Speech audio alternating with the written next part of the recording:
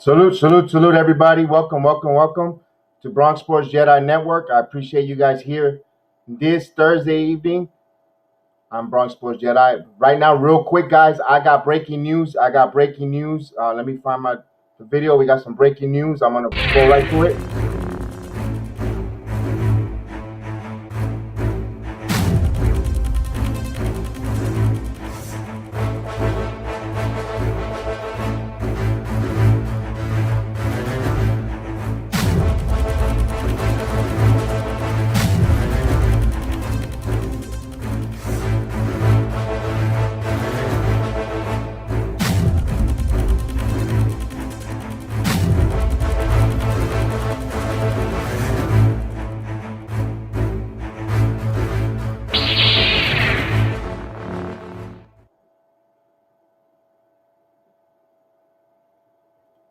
Yes, indeed, guys. Welcome aboard again. We have some breaking news, as we saw right in the report. We saw the New York Knicks' contract extension of Scott Perry. They give him a contract, well deserved. The New York Knicks breaking news, a contract extension on him. And in sad news, the New York Jets lost their coach in a car accident over the weekend, the bike accident. And rest in peace. I know he was just brought on this year with the new coaching staff. You know Rest in peace to our coach. Once a Jet, always a Jet. I wish I would have got to see more of him coaching and see what he bought. But I know all around the league, from Glade Razor and all the other reports, said a real good man. Prayers out to him and his family. Actually, to his family, because to that comfort of that loss when you lose a loved one and that tragic. So yeah, the coach. What coach? Yeah, the Jets. The Jets assistant coach. He passed away. And it's just sad news there. And more details to come with that. I know he was in a car accident. He was clinging for his life all weekend. He was out on his motorcycle, and a car hit him. And he fought. He tried to fight for his life, and he just couldn't. Didn't have the fight. It was just too much damage to him done. So that's why. Rest in peace. That's a bad blow for the New York Jets coming into this. We had a lot of optimism with the team, with the new head coaching philosophy, and guys wanted to work hand in hand with all the different coaching staff. Just right now, it's just the main thing is important is his family. Is Greg Knapp, for you and his, rest in peace, and of course that you have the comfort of your family. Your family, Lord, just give you that strength to go through this grief period. And once a Jet, always a Jet. And then we saw the breaking news in the Major League Baseball. We had the first impact trade. We saw the Tampa Bay Rays sent 4 players across to Minnesota for a cousin Nelson Cruz. And now he's a Tampa Bay Ray. Wow, that was Tampa adding is kind of a shocking move, but hey, they need that familiar bat in that lineup.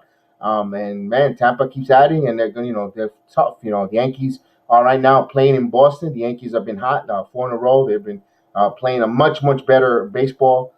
Going forward with it. I will break that a little later, but right now I definitely want to bring in, of course, my main guy, my the pleasure that I get to call my son, and we're gonna break down the USC card. And Austin, what's going on? Not much. Just, wow. What? Geez, that story about the Jets assistant coach is just, yeah, gotta be with him, his family, his friends. Just a tragedy. But yeah. But anyway, let's talk about something more positive. And we had a great UFC card this past Saturday night in the Apex. We actually let fans in, which is kind of cool. The fans there.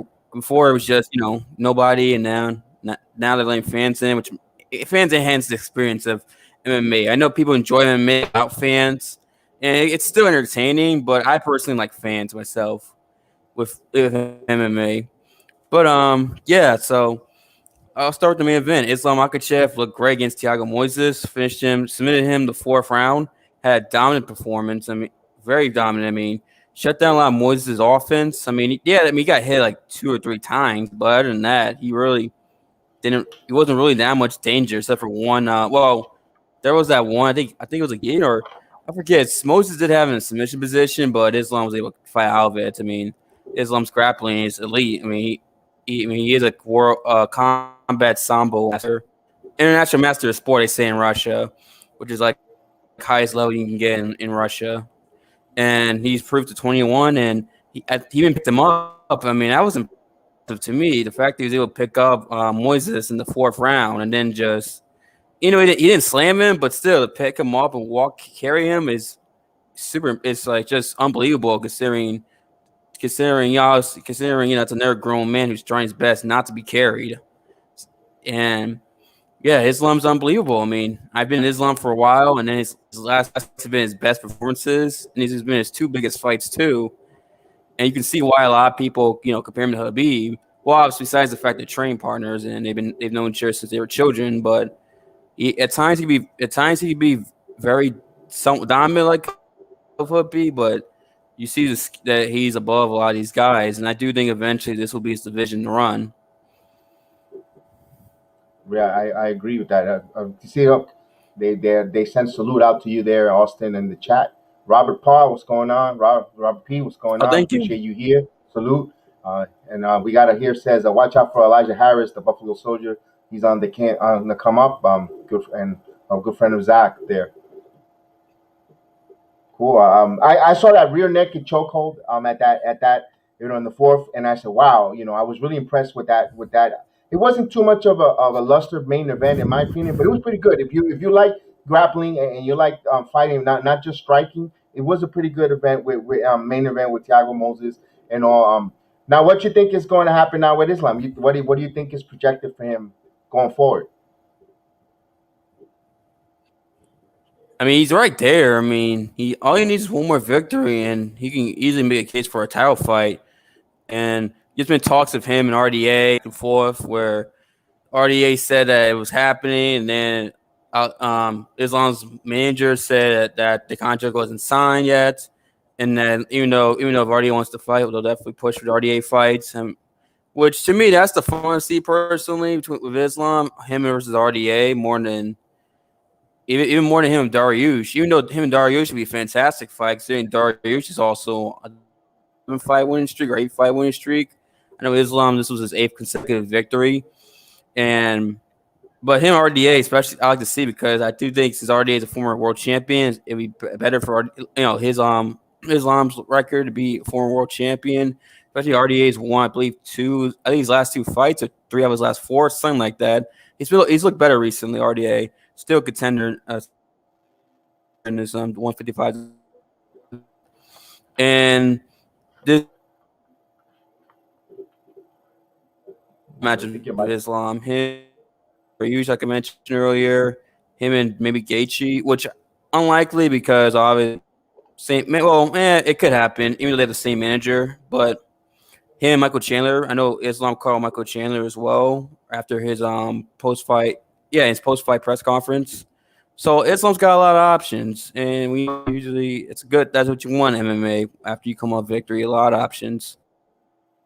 That Got you. division Well, is definitely exciting. It's the that top of this. division, yeah, that division is really exciting. We even we got Poirier, we got a lot of Hello. excitement up and down there. Austin. So we'll keep an eye on that. Let's talk about the second co-main event, which ended up being the bonus fight of the night. It was exciting. It was really good.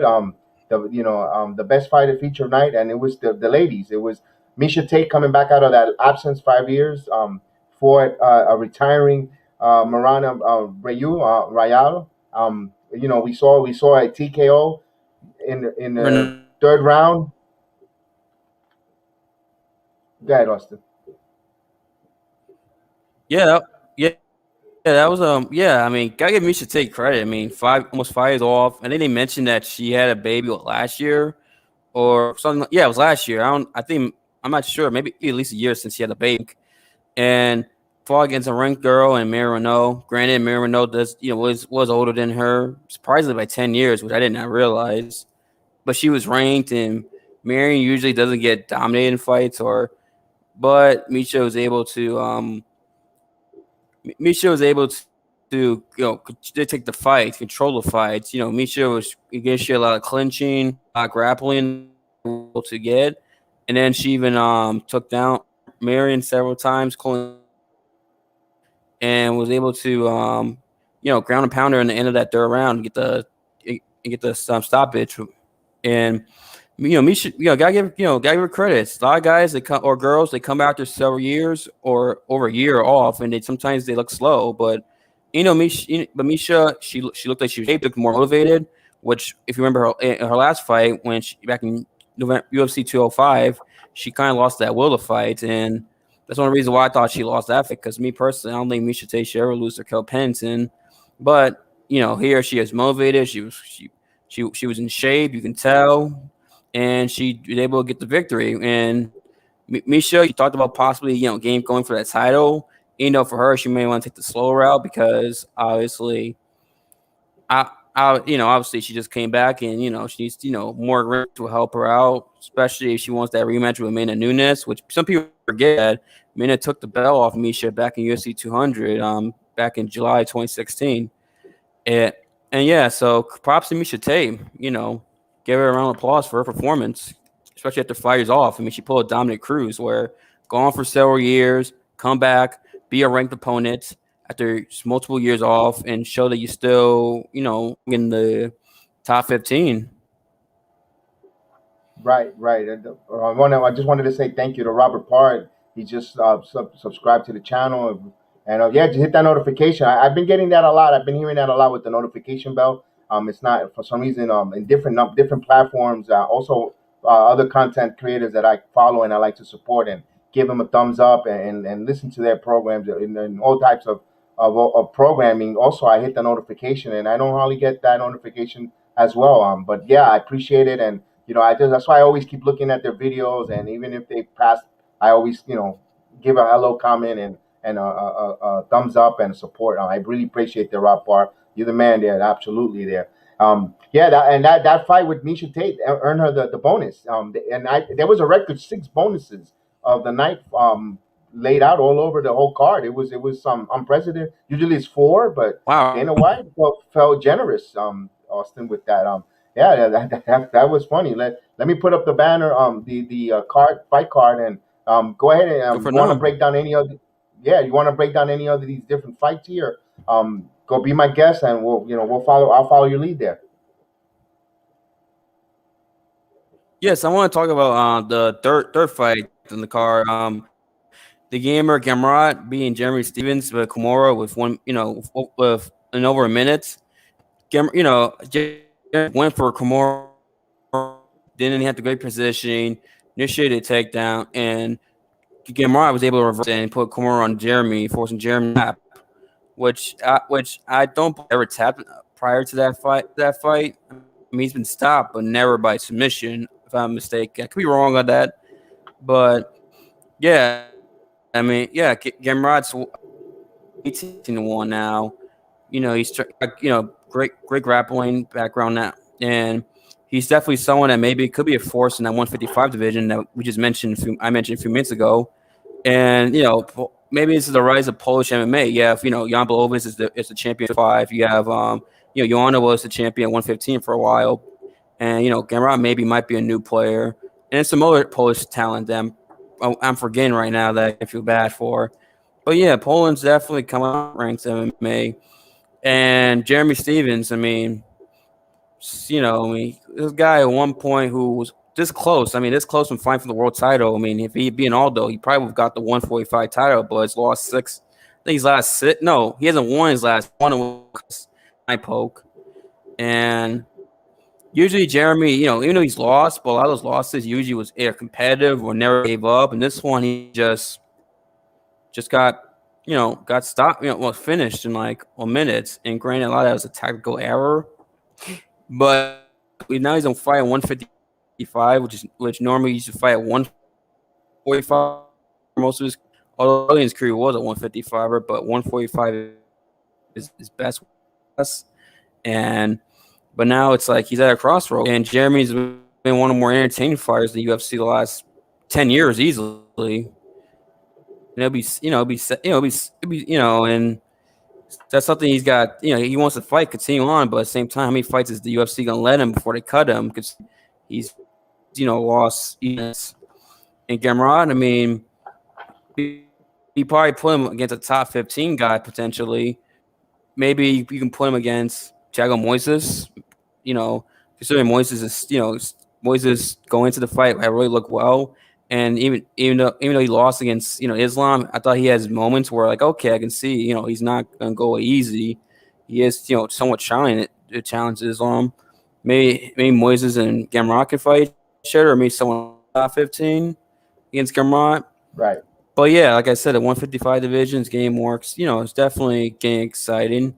It's always been exciting, but it's time for I feel like for recently it wasn't what it was like 4 or 5 years ago and it was easily the best division MMA. I got some more breaking news, Austin. If you bear with me for a second, I'm gonna do a screen share. I'm gonna do a screen share with something that Go came ahead. across MMA related. And let's see. Hopefully, it comes through. Can you see it, Austin? Can you see the headline on there?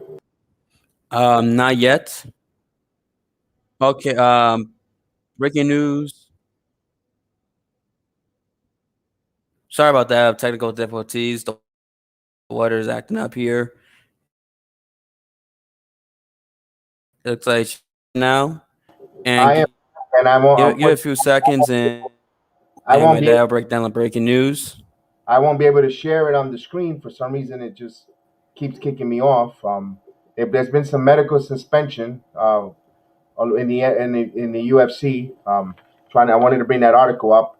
This is live and in color. There's been, from the last card, Thiago Moises got suspended for certain failed medical. So did a couple of the fighters on the card. If I just pull up that information, and it just came right across the wire as we were on the air. So I just wanted to make sure that I brought that up from it. And what do you know? Let's continue breaking the card while I find the information, the breaking news. Yeah, so we'll continue on that. Austin, talk to me about what do you think you want to break down UFC 32, or you want to wrap up 31, or what fight on 31 you thought captivated your eyes?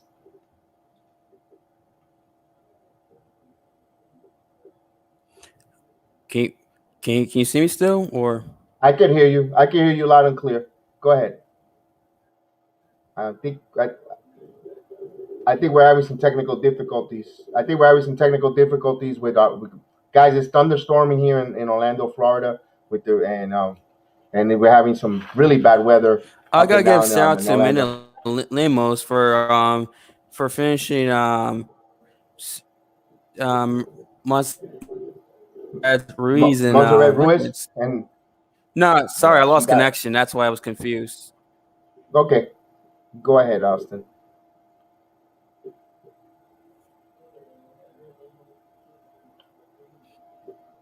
You're still can't hear still can't Yeah, hear you. unfortunately, water trying to ruin his plans. But yeah, what was the breaking news again? It was who got suspended?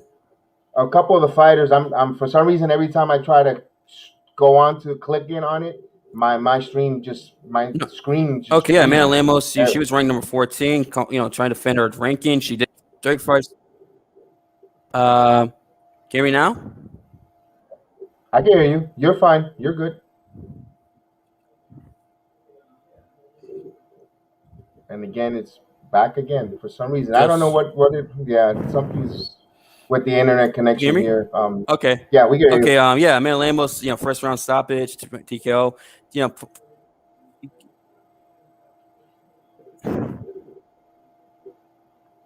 Again, it's Okay, yeah. So defender rankings, finisher. And some say maybe it stopped somewhat prematurely, but at the same time, it looked like Ruiz wasn't really going to do anything to really stop that.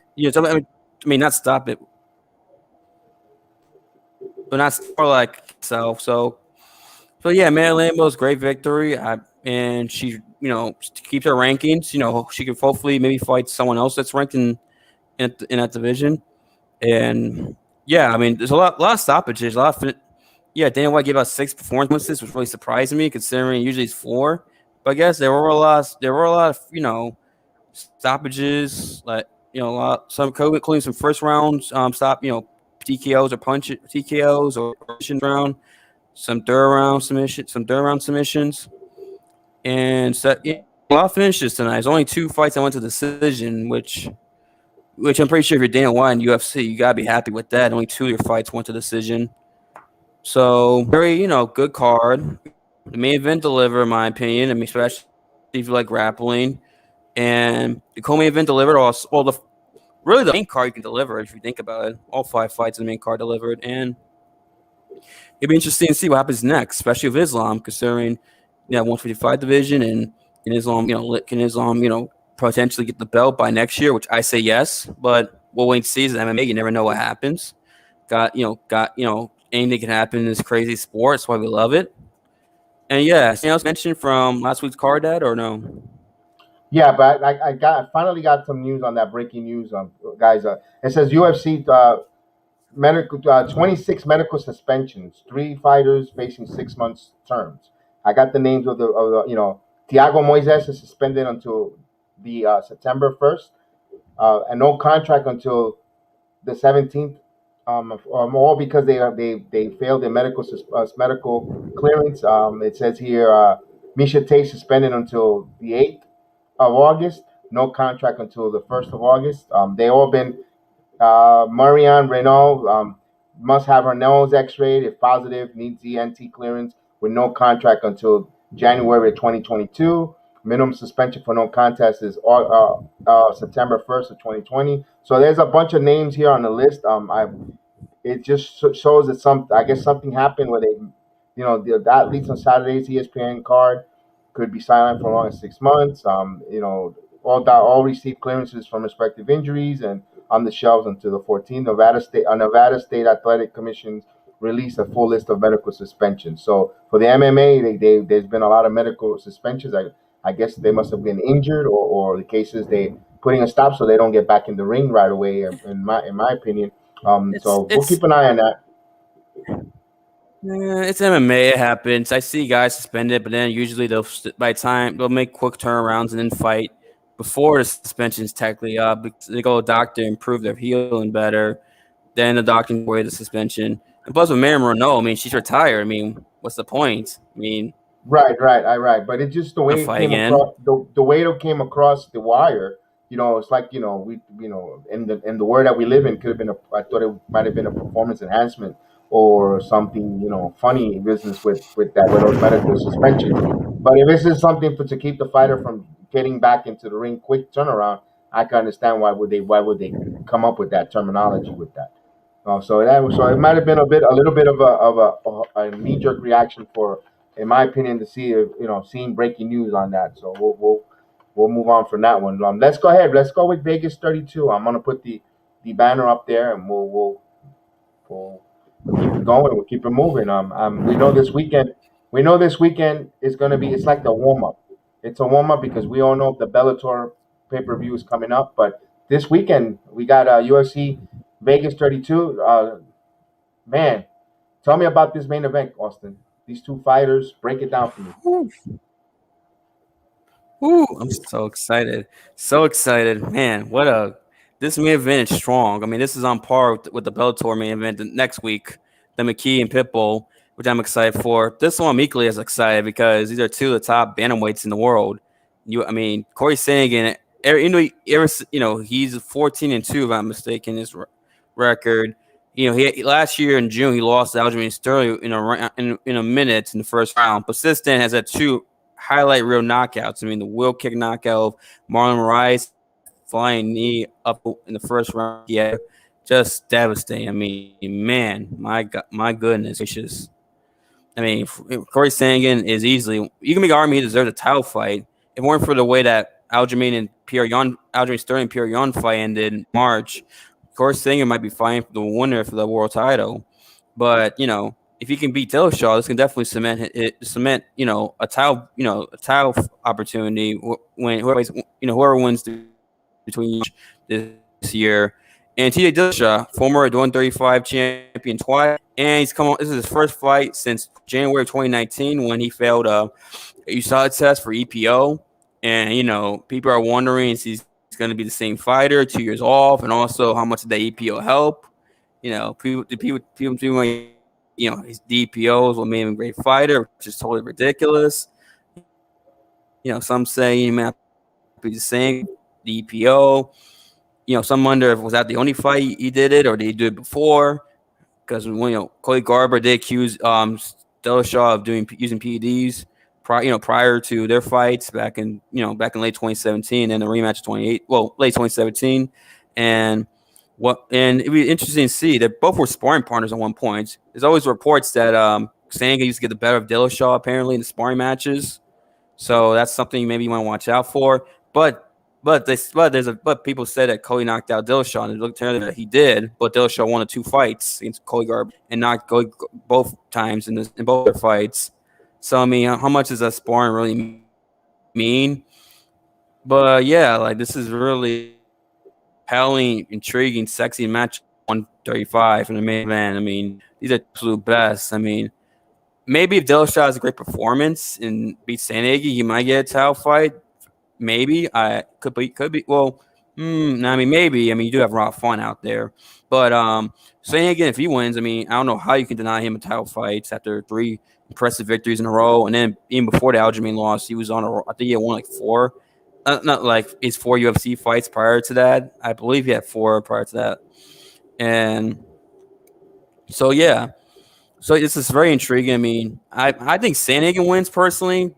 I mean, I could be wrong. I mean, I'm 50-50, but I'm only Sandhagen slightly because the activities there where Dillashaw hasn't fought in like 2 years, and it'd be interesting to see. And also, I do know that this fight was supposed to happen in May, but it got postponed because Dillashaw suffered like a cut above his eye. Like I forget which eye it was, but and because of that, they had postponed it. It makes you wonder if Sanga will target that eye. Maybe that cut's still a problem.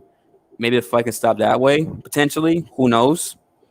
But yeah, but like I said, will I be surprised if Dillashaw wins? No, because Dillashaw, before he left, was talent-wise was the top 135 fighter in the world, and was one of the top UFC fighters in the world.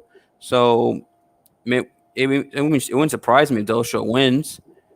I mean, we'll see. We'll see. Like I said, this is exciting. Can't wait to see this fight. And it's that if you like top 5 matchups between two guys in weight classes, this is your fight. Sandhagen and Dillashaw. Yeah, yeah. I can't wait to see that one. Because like you said, the inexperience, will there be rust from Dillashaw?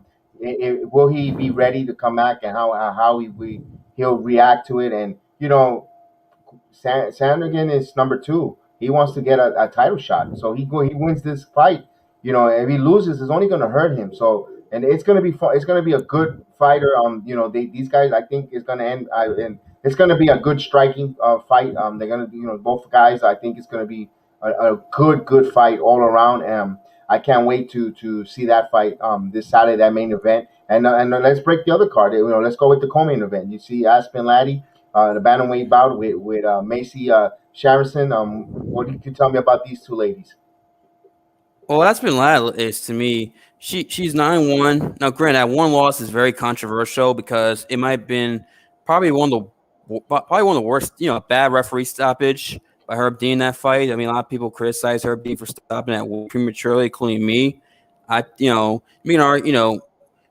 she dropped, but it wasn't like she was out. Out, it really wasn't. I mean, she got up immediately. So, plus, just because you get dropped doesn't mean you're gonna lose the fight. I mean, there's plenty of guys who got dropped in MMA who come back and won, and females too. So, yeah, I mean, 9-1. She got 6 knockouts and 1 submission, two decisions. So, I mean, she's 26, so she's really young, and she did bounce back. She bounced back for a 1 loss December 2019. So this is her first fight in over a year. So it'll be interesting to see Aspen Ladd can really ascend to being a potential title contender in that 135 division, women's 135 division rather. Let me say that. And Macy is A1. She's completely. She usually wins by a lot of different ways. She's submission, decision, or knockout. She's very well rounded. A1. They're both, I think, top 15. Macy's not Macy. Excuse me. Aspen is number 10. I think Macy's actually number 12 or 13. No, number 12 in the rankings. I forget which one. And and this is it'd be interesting to see who can impose their will and see who looks sharper because this could be a big showcase fight. Considering Misha had a showcase performance against Miriam Renault, and if one of these girls go out and dominate and have a showcase performance, maybe they can fight Misha Tate potentially, which That'd be nice. fighting Misha Tate is a big deal. Yeah, Yeah, that considering is that. she's former world Yeah, champion, yeah, that'd be a good you one. beat Misha, that's a big name. Especially if these girls can have two back-to-back performances, they might get the title fight against Amanda Nunes potentially. It's possible. I'm not saying it's gonna happen, but you never know. And and me personally, I've always liked Aspen Ladd. I always thought she had potential to be a title challenger. And I could be wrong. Like I said, this could backfire, but I'm picking Aspen Ladd to win personally. Maybe by I can see decision. I think it's gonna be a decision victory for her personally. Could be wrong, but this is definitely a big fight for one. Good fight for the 135 division, women's 135 division. Excuse me. I'm sorry. We have the men's 135 division main event and women's. So I need to clarify. Right. There's a question from the chat. It says, who's your favorite fighters? The guy from for Love the Game, Eddie Alvarez is his. What do you you want? I'm gonna go first. Well, actually, I'm gonna let you go first. You want? Who's your favorite MMA fighter? Wow, I got. Let's see. I'm a big Frankie Edgar fan, who's ironically 80 Hours his teammate, ironically enough. And but Frank, always liked Frankie, and I was sad to see Sanga knock him out like that. That was everyone MMA was sad. That was sad to watch. But Frankie's still a fighter, still elite fighter. Dominic Cruz, not because of the last name, but because of his ability, and also he's very his trash talk is different. It's more like a psychological breakdown view. It's very like hilarious, and he's a great broadcast. He's a great broadcaster too. You're watching him break fights or call fights. He's pretty damn good. Explains things. And Fedor Emelianenko from Pride over in Bellator, but fought over in Japan back when Pride had the best heavyweights, not the UFC at the time. He beat all of them. Guy was like 10 years undefeated. I mean, one more exciting, and he's easily the greatest heavyweight fighter of all time. But yeah, those would be my top three. You know me, and I like his. And I asked him to come on. Hopefully, he'll one of these days he'll come on and with me on the program. Jorge Masvidal. I reached out to him on Twitter. Let's see. Yeah, that'll be a great interview for me. I would love to talk to Jorge Masvidal. I definitely would love to. That's one of my favorite. I love. I hope he gets back on the and Johnny Walker. Remember, I was telling you I started watching. I Yep. started getting MMA when Johnny Walker started coming up. I understand he tore his ACL on that just doing that damn breakdancing move and all that flip and The but he shoulder. hasn't the shoulder, right, the shoulder, he hasn't been the same but ever since. But hopefully he just had the length, the strength, and that freak athleticism before the shoulder injury. And I like the Johnny Walker too. Hopefully he gets going. And and He's I'm fallen a gonna while actually. no, he hasn't fought. He's been quiet. That's why I would like to see him get back in there. And of course, and Kevin Hollow. Is it Kevin Hollow the one that talks nonsense when he's on the floor when he's fighting? Yes, Kevin Holland. Uh, Yes, yeah, man, Kevin exactly. Holland, man. He's He was. hilarious. Yes, He he says, is. "Hey, He won you five know, fights in 7 months. not only that, he told his opponent what he was going to do. Hey, I'm going to punch you in your face, and he just go ahead and did it. And he says, "Hey, you like that?" And and he's like, I know he just have he talks so much, and then he just delivers at the same time. It's just like, oh, man, that guy Kevin Holland is another one that I like watching. Those are my favorite I fighters, and agree. I see Divine. Renix Real Talk likes Bone Jones, baby, Bone Jones. He John Bone likes. Jones. Actually, he's actually number 4. Yeah, John Jones is number 4. Yeah, I forgot to bring him up. Good. Thanks for reminding me. Yeah, John Jones is best fighter ever. I want to see him fight heavyweight eventually. It's a shame UFC aren't working out this deal because John Jones fighting is better for the sports, and I want to see him. Heavyweight. I feel like it was his natural. I want to see him dominate the heavyweight division because I think a lot of us believe that if he ever got a heavyweight, he would have a good amount of success. Potentially, obviously, heavyweight's different, and obviously, but the fact that he's had time to adjust his body to heavyweight, so it might work out for him. So yeah, John Jones. I mean, very exciting. Great fighter, greatest fighter of all time, in my opinion. Despite PED and stuff and all that, which is just another conversation for another day. Yeah, yeah, that's absolutely that's true. That's true. So we already talked two of the fights.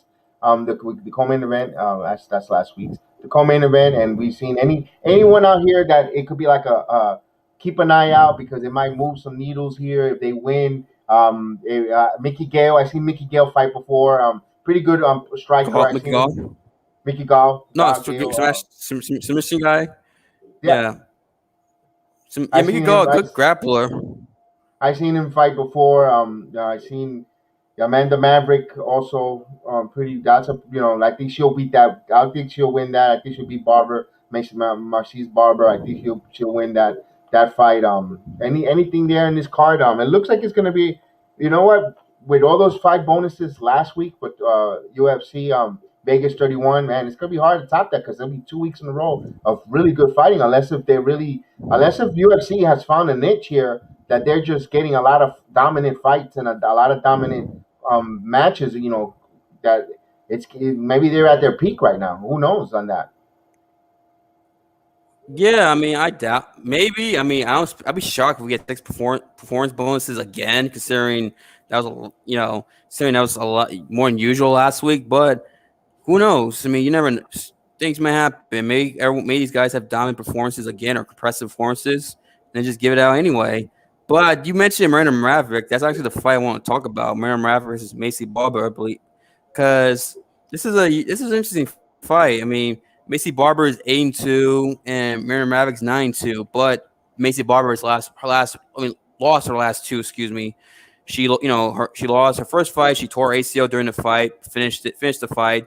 And then the last fight she lost, and then her last performance she didn't exactly have a great performance. Like I forget who she fought last fight. I'm damn from slipping my mind. Yeah, Alexa Grassos, that's right. And she might her confidence. I mean, because Macy Barber going early in her career when she got in the UFC was finishing girls. She was very confident, more confident than I've ever seen a female fighter be confident ever. She wanted to be the youngest champion in UFC history. That was her goal, and seems like that may not happen unless she goes on some tear and just starts winning fights easily. But I mean, but interesting to see how's her confidence going into this fight, on that she's lost throw after being undefeated. And Miranda Maverick, I believe, won her last six fights. I'm trying to pull up right now. I know she's won her last five fights actually. She avenged one of her losses too. And Miranda Maverick does tend to get most of her victories by submission. 5 submissions, 3 decisions, 1 knockout. And Macy Barber tends to, finish girls, or striking. So it'll be interesting to see. Maybe it's like a somewhat traditional no, not traditional, but old school striker versus grappler matchup. And they're both young too. Miranda Maverick's my age, 24. Yep, and Macy's like 22, 23. So these are very young girls in the 125 division, both ranked. And you think Miranda Maverick's gonna win, correct, or something like that? Yeah, I'm taking Maverick. I think Marina Maverick over Macy Barber for some reason. I think she's gonna win that fight.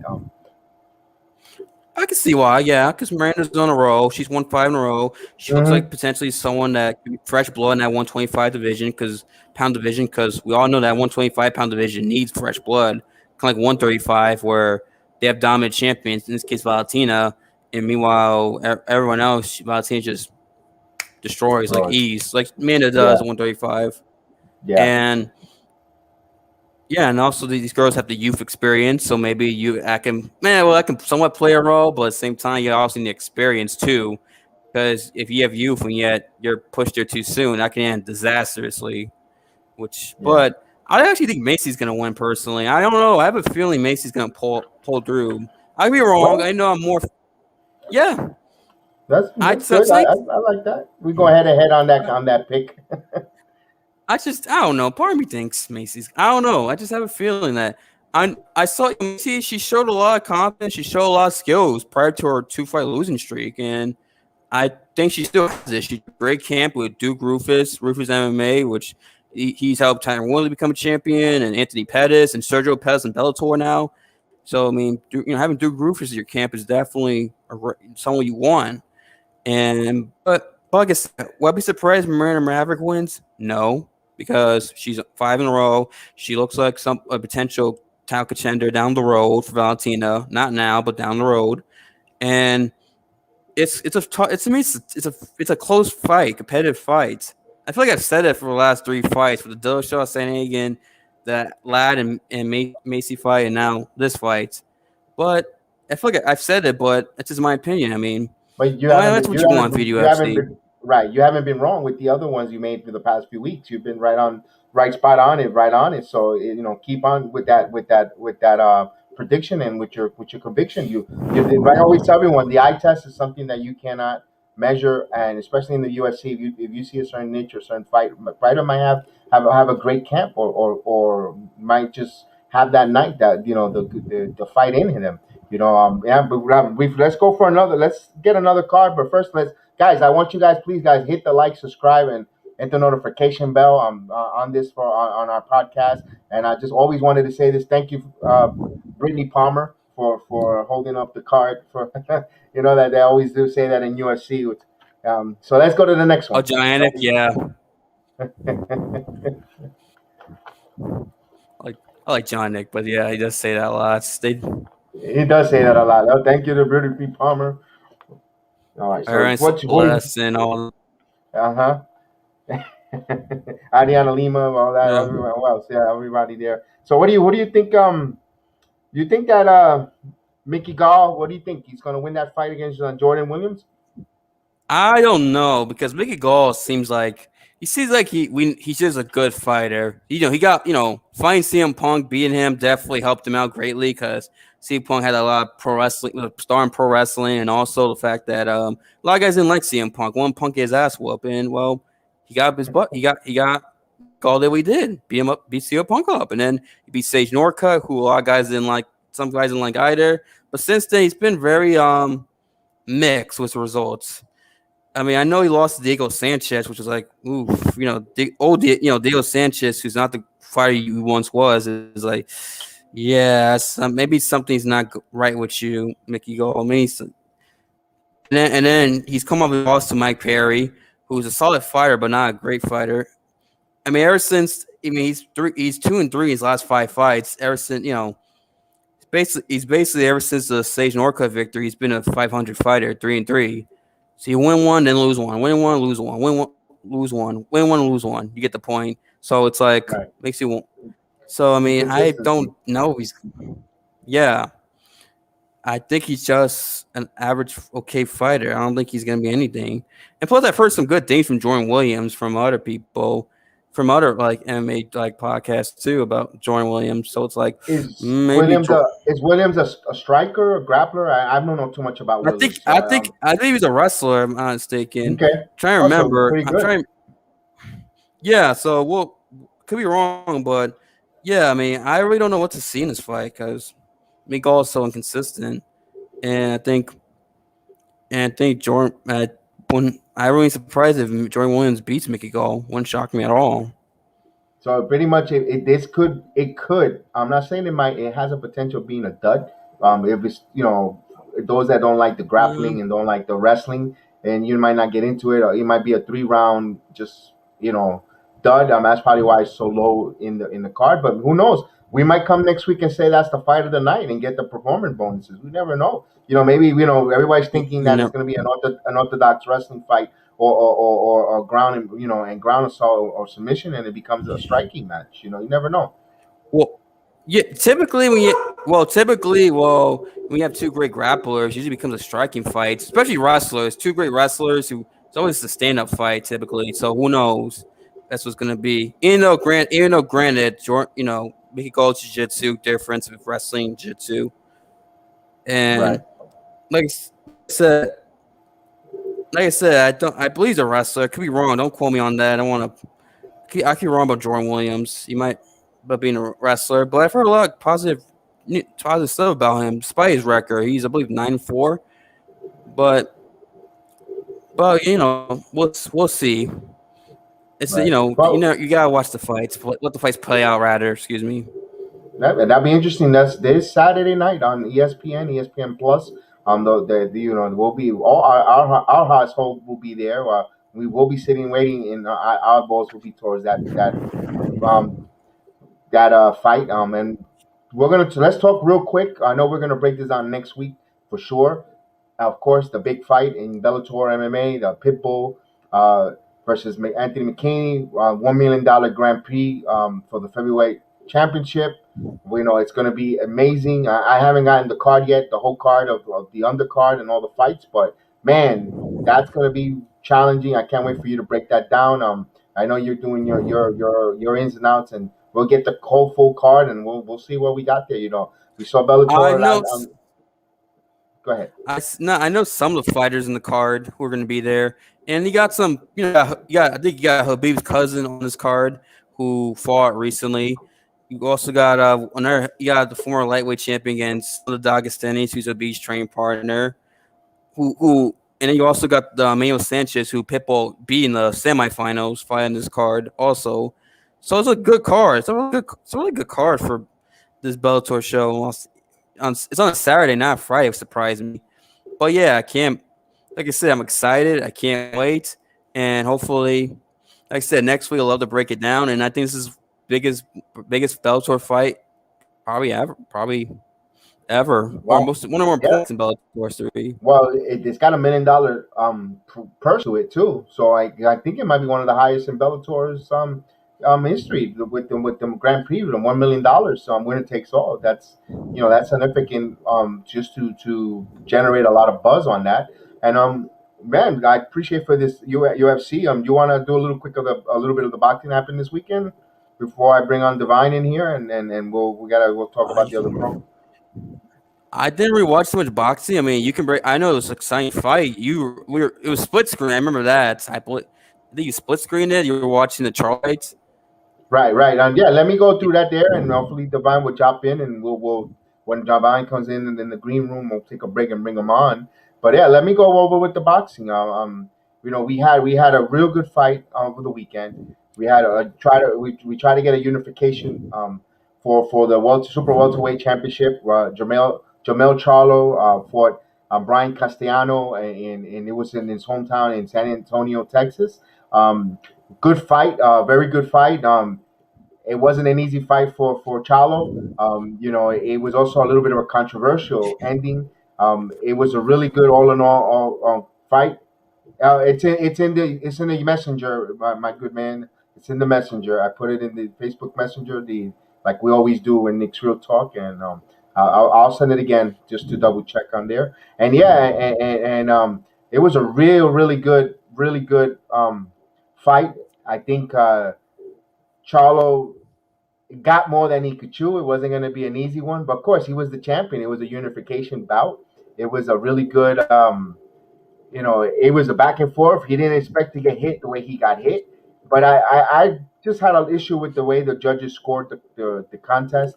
Especially I managed to get the scorecards, which was good. I managed to screen grab it, and so I tried in the Latin program that I have, the bilingual, to show the video highlights, and I got shut down for some reason. I wasn't allowed to do that, but I got the CompuBox numbers, and I also have the three judges scorecard. You see, you got Steve Winfield. George scored about 114 and 113. Brian Castellano. And then we have this one that was what I don't know what Nelson Vasquez was watching. I think he needed my glasses and everyone else's glasses because he had it at 111 and 117. I think the fight would have been closer. If he would have told me it would have went 114 and 113 Charlo, then I go, okay, I could accept that. But to see that 111, 117, I don't know what fight he was watching because the kid outworked him with and then the fight was all in all even CompuBox numbers wise. And then you had Tim Cheatham had it 114, 114, and that's when you had the majority draw. And then you have the CompuBox numbers. The CompuBox numbers you have, Charlo throw and land punches. And it was all even around the body punches. You see it up and down the fight. It was a pretty good card. They knew they were going to do that. That I knew they were going to do that. I knew they were going to call a draw. It was a little bit anticlimactic in my opinion, but hey, that's boxing. That's how boxing is. And that's how it goes. I'll put the link there. Yeah, I just wanted to keep it going there with the boxing. And what do you I know you came home when I had the fight on. You saw me that I was telling you that I said this is gonna end in a draw. I can't believe, and me personally, Yeah, this is yeah, what's I gonna. remember that. And I was saying, man, this is what's gonna keep giving that black eye to boxing, because I think I'm okay with the draw. I'm fine with the draw because now you keep the both titles, both champions with their titles, and they could go fight mandatory opponents and so forth. But the way the scorecard was the thing that I didn't see. But remember, everybody is. I guess they say like beauty's behind the beholder, and I guess the judges saw different. They're that's why they're judges. That's why they see something. They're professionals. They see things that we don't see. Maybe they see because they're at ringside. We're watching it from the comfort of our own couch. It's easy to beat a what you call it a couch quarterback. Armchair quarterback. Armchair quarterback. So it's easy to be there and to you know make your opinion. But man, it was a good fight. But all in all, even the fights before it, the undercard was really good. You had the Argent, you had a really good all in all card. I was switching back and forth with it. I was watching the MMA. You saw me when you came home. I had just like the way we have Yeah. split screen on the program. I had MMA on Yep. one screen. I had the boxing on the other screen. In my phone, I was watching the baseball in my phone. And then I was flipping whenever in between rounds with the Gold Cup, the soccer Gold Cup, and there was so much events going on. And Saturday night, it was fun. It was like if you was a sport fan, that was where you had to be. That's where you had to tune in, and it was just a phenomenal evening with it. All in all, and I'm waiting for Divine to come in so we could go on with the Yankees and so forth. And speaking of the man, Oh, here he is. Salute. He's here. Salute Devon. And I'm waiting for Divine to come in so we Yep. could go on with the Yankees and so forth. We got a feedback. And here he is. Salute. He's here. We got a feedback. Divine. How? It's me? Yes. Okay. He's here. Let me take you off. Let me take myself off, man. I want to interrupt and I'll come back in. No. We're gonna say goodbye. I'm gonna take a quick break and then we'll bring you back in. Okay. Oh, I know it is YouTube. Got you. No. We're gonna say goodbye. I'm gonna take a quick break and then we'll bring you back in. Okay. Give me 1 second. Hold on. Let me put you on the mute there. We'll take a quick break. Austin, you want to say a quick goodbye before I bring Divine back in? Yeah. Well, thank you guys for watching. Thank you guys for supporting us, and look forward to these fights Saturday night. And there's gonna be great fights, especially in the main event, Sagan Dillashaw. And also, there might be a hidden gem. It might be a hidden performance that we probably didn't talk about. Someone goes out there, makes a name for themselves, and you go, "Oh, wow!" Definitely looking forward to this fight. And salute to you, Divine. Hopefully, everything's going well. Yeah. Salute. Yeah, awesome, man. Great show, my brother. Keep doing your thing. I love the way you're putting it down, man. Salute to you. Great show. Keep it moving, man. I like what I'm seeing out there, man. Just keep the grind going. You're looking good out there. You're doing your thing. So salute to you and everybody's support. Also the show out there. Young man making it happen. The Jedi is in the building. Nick's will talk. I'm in the building, man, with them tonight, man. But great show. Excellent, my brother. Excuse me. Sorry there. Sorry. Trying to get this there. All right. Excuse me. No. Excuse me. Oh, God. Yeah, Divine. I'm sorry about that. Go ahead. No. Yeah, I just wanted to congratulate Austin on what a show last week, man. 1,000 something views, Austin, man. You keep the grind going, you and your brother, man. What a great thing. I'm glad to see you putting your work in, man. Just like we all are, man. I think it's gonna be good, my brother. So you keep grinding, man, and to keep doing your thing, man. You're a shining star in my eyes, brother. You keep doing it. Again, Austin, we're gonna take a break. Thank you. I don't know if you saw the breaking news. That's why I'm gonna put the promo. There was a little bit of breaking news before we went on the air, and Will and Divine will talk. And Austin, thank you again, and we'll see you next week on the program. Let me put the breaking news, and then we'll. Thank you, guys. Take care, and.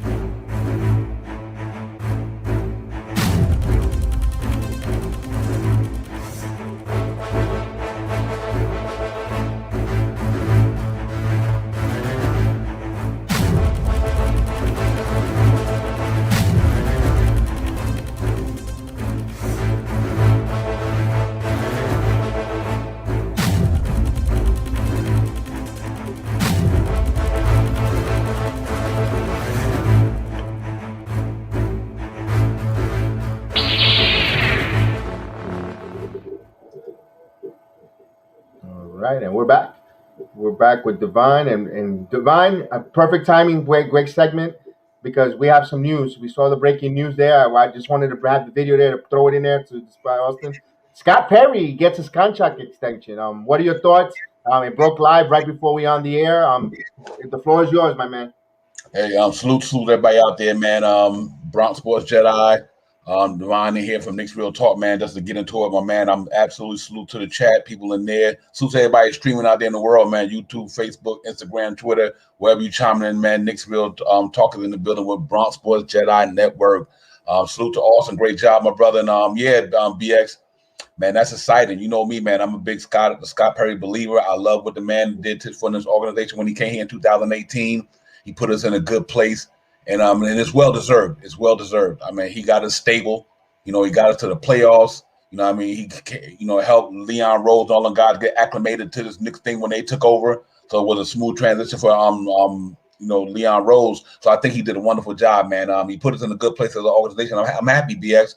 You know, a lot of people are always, throwing kind of things at this guy. But I'm like, man, if you look back and look at what he did, we haven't had a GM in this organization in a long time. Think back to deal what Scott Perry did. You know, whether you disagree on some of his draft picks in the past, but that's irrelevant to what he's doing for the Knicks now. And what he's doing for the Knicks now, he put us in a stable place financially, draft capital, talent. We got good structure, got good culture, and he brought that here in 2018. So I want to salute Scott Perry for that, man. I really think he did a masterful job of getting the Knicks from where they were to where they at now. And salute to him, man. He well deserved, BX. I think it's well deserved. That just shows me that the Knicks organization is about structure. They're not trying to get people, and soon they get them, to get rid of them every 2 years. They recycling people in and out. No, they got a structure there. They're gonna, and I'm glad Leon Rose, like, this thing is working. So why tear it down? You know what I mean? And I think that's a beautiful thing to see. So salute to Scott Perry on that one for sure. And Leon Rose and all them, and Dolan for believing in the man and recognizing what he had done for the Knicks with the draft picks that he's got with R.J. Barrett, Mitchell Robinson. You know what I mean? He went and did some things, man. Valdoza. He brought in Julius Randle. He maintained 1 year contract to get us back to stability. He said, we're not going to spend crazy money until we get this thing together right. But you even not beyond that, BS, real quick, it's the culture that he brought in. Remember, people got to remember something. In 2018, when he came in, you seen guys in the gym after work every day. You seen all the young guys and the veterans. They all got a family atmosphere. They come to work every day. They working 3 times a day in the gym, and it's showing. You know what I mean? And I like that, man. So I'm happy about that. I think it's a good cultural move from my perspective. Yeah, you cannot knock or say anything negative about that contract extension. It just shows pending free agents, their stability here. They're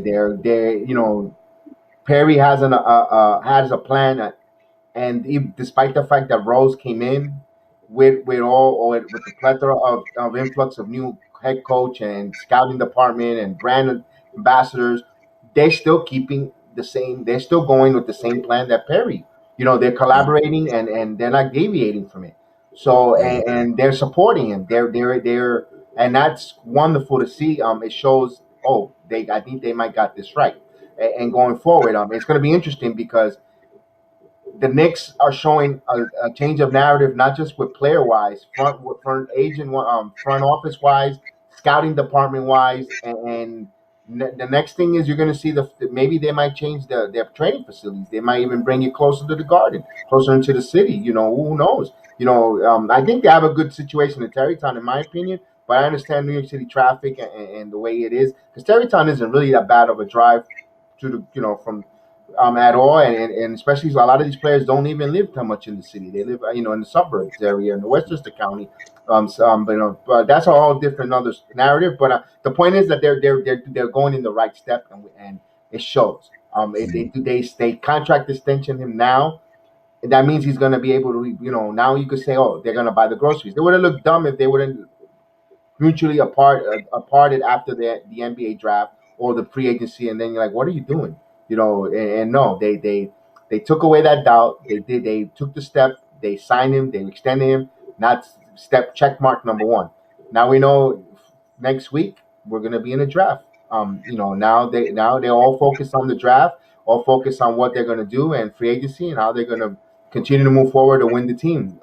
Make the team stronger and more better aggressively. So I like that. I love that. I love that signing, all that. I just said, I saw that when I was coming on, and I was like, I got to put it as a breaking news because it just was hot off the take, and that we had to go with it. We had to go with it. With that hot Absolutely. take on it. What a Absolutely. phenomenal Yeah. situation. And we see a lot of different things with this NBA draft. I think I might do just a NBA draft video with all the players. In my opinion, I think I feel frisky to do a video on the draft. But I'm gonna think about it. I think about it, or we'll just keep breaking it down on both programs. It doesn't matter with me. I did a lot of homework on it, so I feel kind of pride. Absolutely. And Absolutely. I know, going in and talking about these players, and you're hearing a lot of names from Sharif Cooper. Personally, if Sharif Cooper, I don't think he'll make it to 19 though. That's my opinion. I think he's such a talent. I think he might get scooped up with teams underneath. It's good. It's a good thing to be drafting 19. That means you had a good season. But when it comes to picking players, it kind of stinks because you want to be closer to get the players. So it's like a 50-50 oxymoron with that. You're seeing a lot of traction with like you said, with other players that are probably be moved. One thing I heard, Divine, that I heard in different podcasts, the impact on CAA.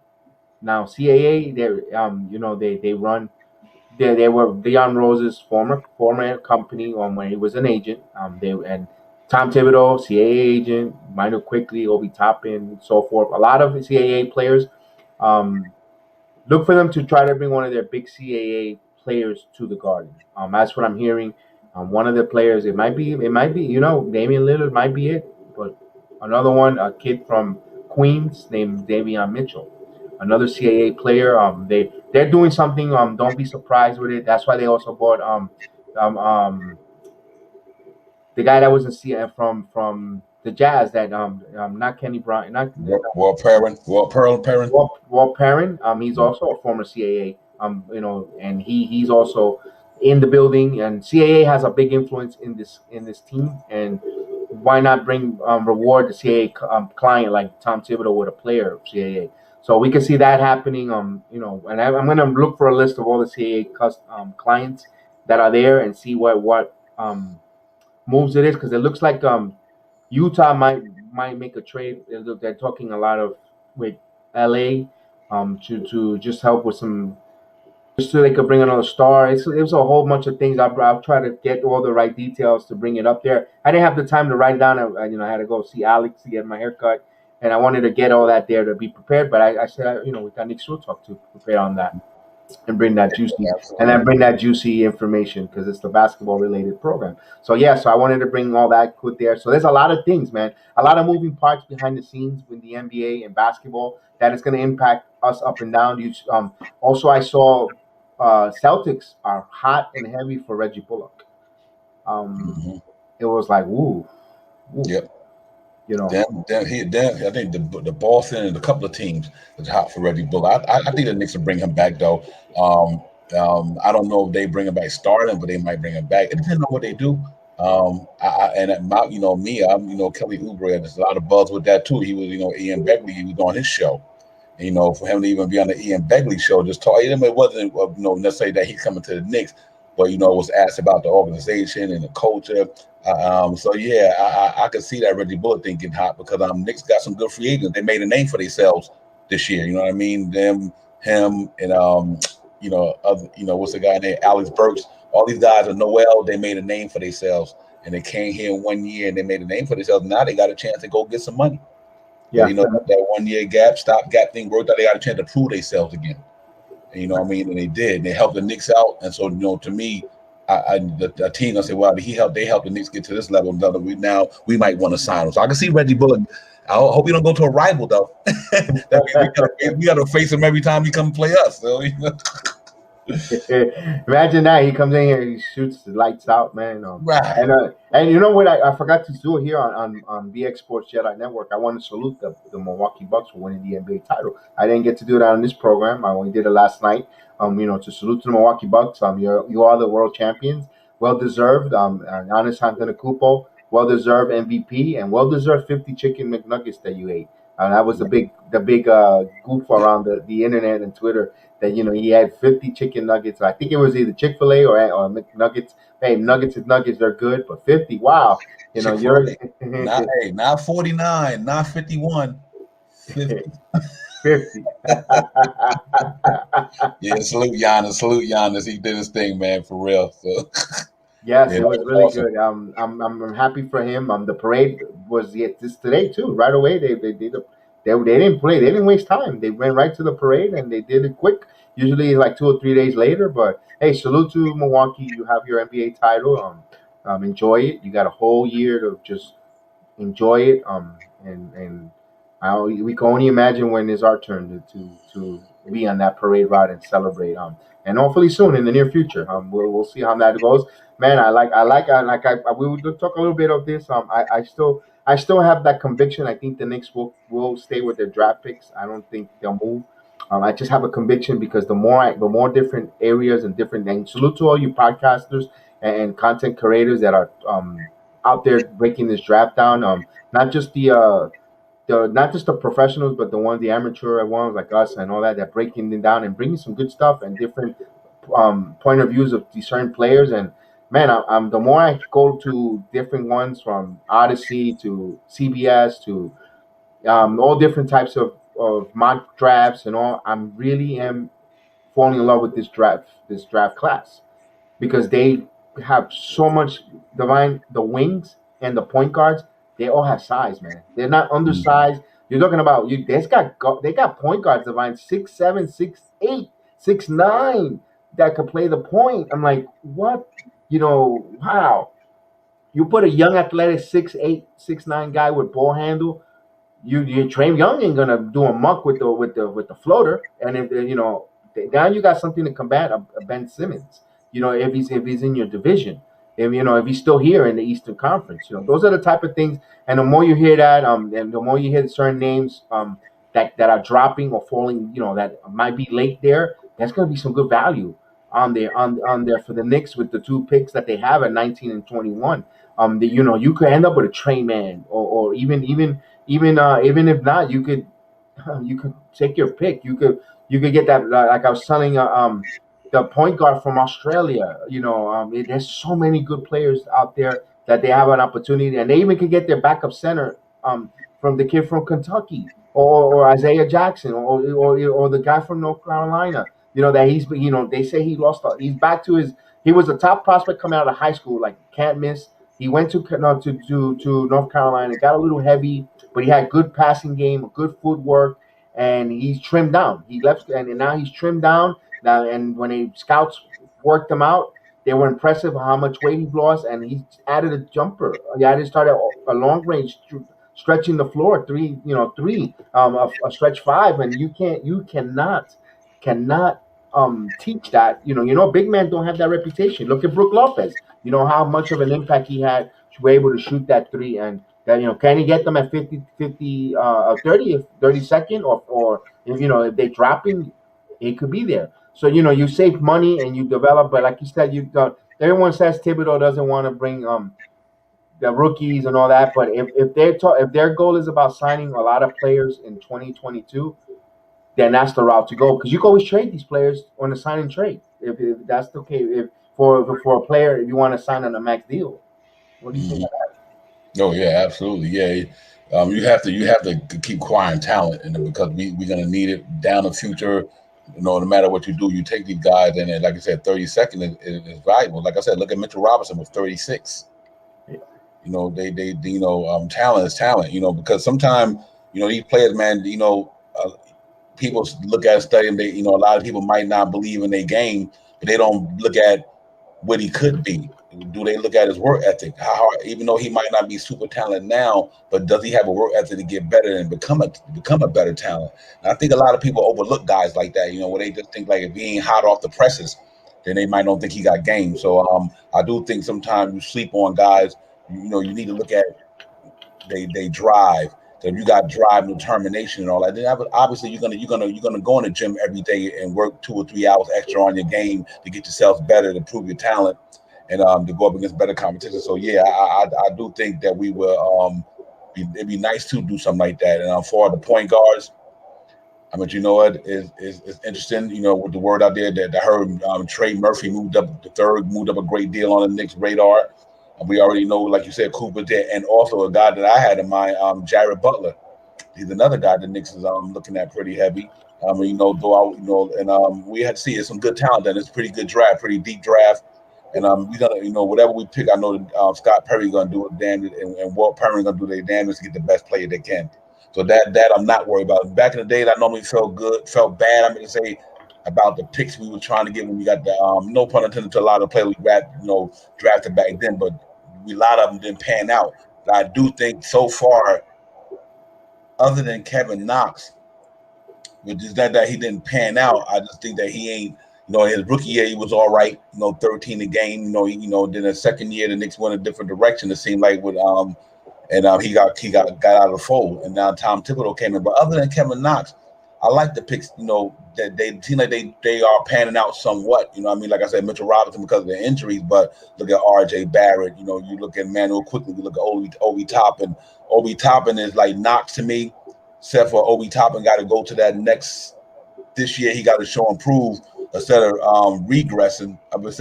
You know what I mean? You want to see him progress. And I think if we do that, then I think we've been pretty good with our draft picks. So I think this year I'm confident in a lot of these guys that's in there. That Scott Perry and Walt Perman and the front office going to sit down there. They scouts probably doing it, or they've been doing it ever since the season started. I mean, they already been looking at draft choices, going to scout games and things of that nature. So they got a pretty good eye on what's out there and what they want to do. Because I do believe Scott Perry, just to piggyback off him, that he brought that culture there. Scouts get out there and scout, go to these games, check out the talent, and even him, Leon Rose, they always at these games. How they go to, like, these guys go there and sit in these games and these pro-ams and these combines. You see the Knicks conglomerate right there, checking out the talent. So I do like that because I do think that's so I'm confident. Yeah, just another way to make a long story short, I'm confident that one of them guys that we talking about, we'll get them if we draft. I think we're gonna draft well. Well, yeah, with Gerard Butler, he's been cleared. Good news today. I heard the medical condition, the heart condition that put a scare, and he might still drop because of that scare. But if the Knicks don't get him and pass on him, guaranteed on 22nd pick, the Los Angeles Lakers will scoop him in a heartbeat. The kid has a lot of talent. He's really talented, a scorer. He's a 6'3" point guard. It's just that health issue. He was on Baylor. You saw how he played in the national title game. He was really good. He was really really key in the NCAA tournament, and hopefully he could get it. And like you said, Trey Murphy the third, 6'8", 3-and-D wing. Whoo, that size. To play. In case we do lose it to a Bullock. If they think Bullock contract might be or something too rich for the Knicks to want to tie into. You bring, you could get if he's available at 19 or 20 on the 21st, and depending how what's Mm-hmm. available at 19, you go grab that wing. You got that kid there that could play. Those schools from Virginia, though you get good players. They play some good. And under Tom Thibodeau, he already plays defense in Virginia.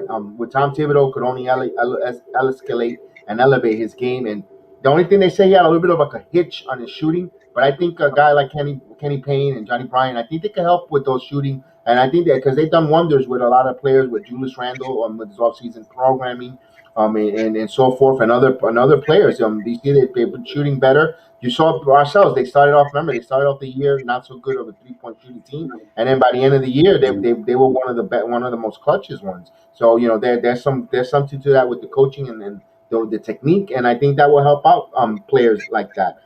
You also see Moses Moody, another guy from Arkansas, 6'8", 6'6". Another 3-and-D wing. Those are names out there. I don't think Chris Durant from Oregon, at 6'6". I don't think he'll be around. I think he'll be scooped up too because he's a 24-year-old kid that stood for senior season.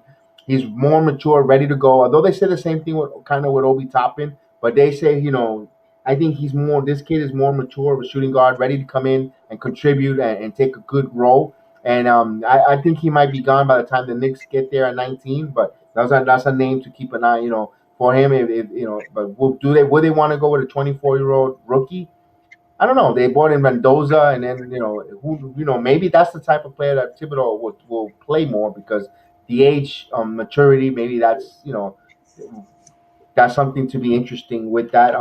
This draft, man. The more I look at the names, Scotty Barnes, you see all these different names, man. There's so many good players. I hope that when we look back 5 years from now, the NBA will be such in a better place and they'll remember this draft and say, "Wow, that was a hell of a draft." Everyone got really good players, and it's only going to make the league better if these guys come out and these kids on this draft pan out because they're projected a lot. I don't know. It's because we didn't have a lot of scouting because of the COVID last year, and a lot of scouts are more enthusiastic to want to just with these players. But man, something about this draft is going to be special in my opinion.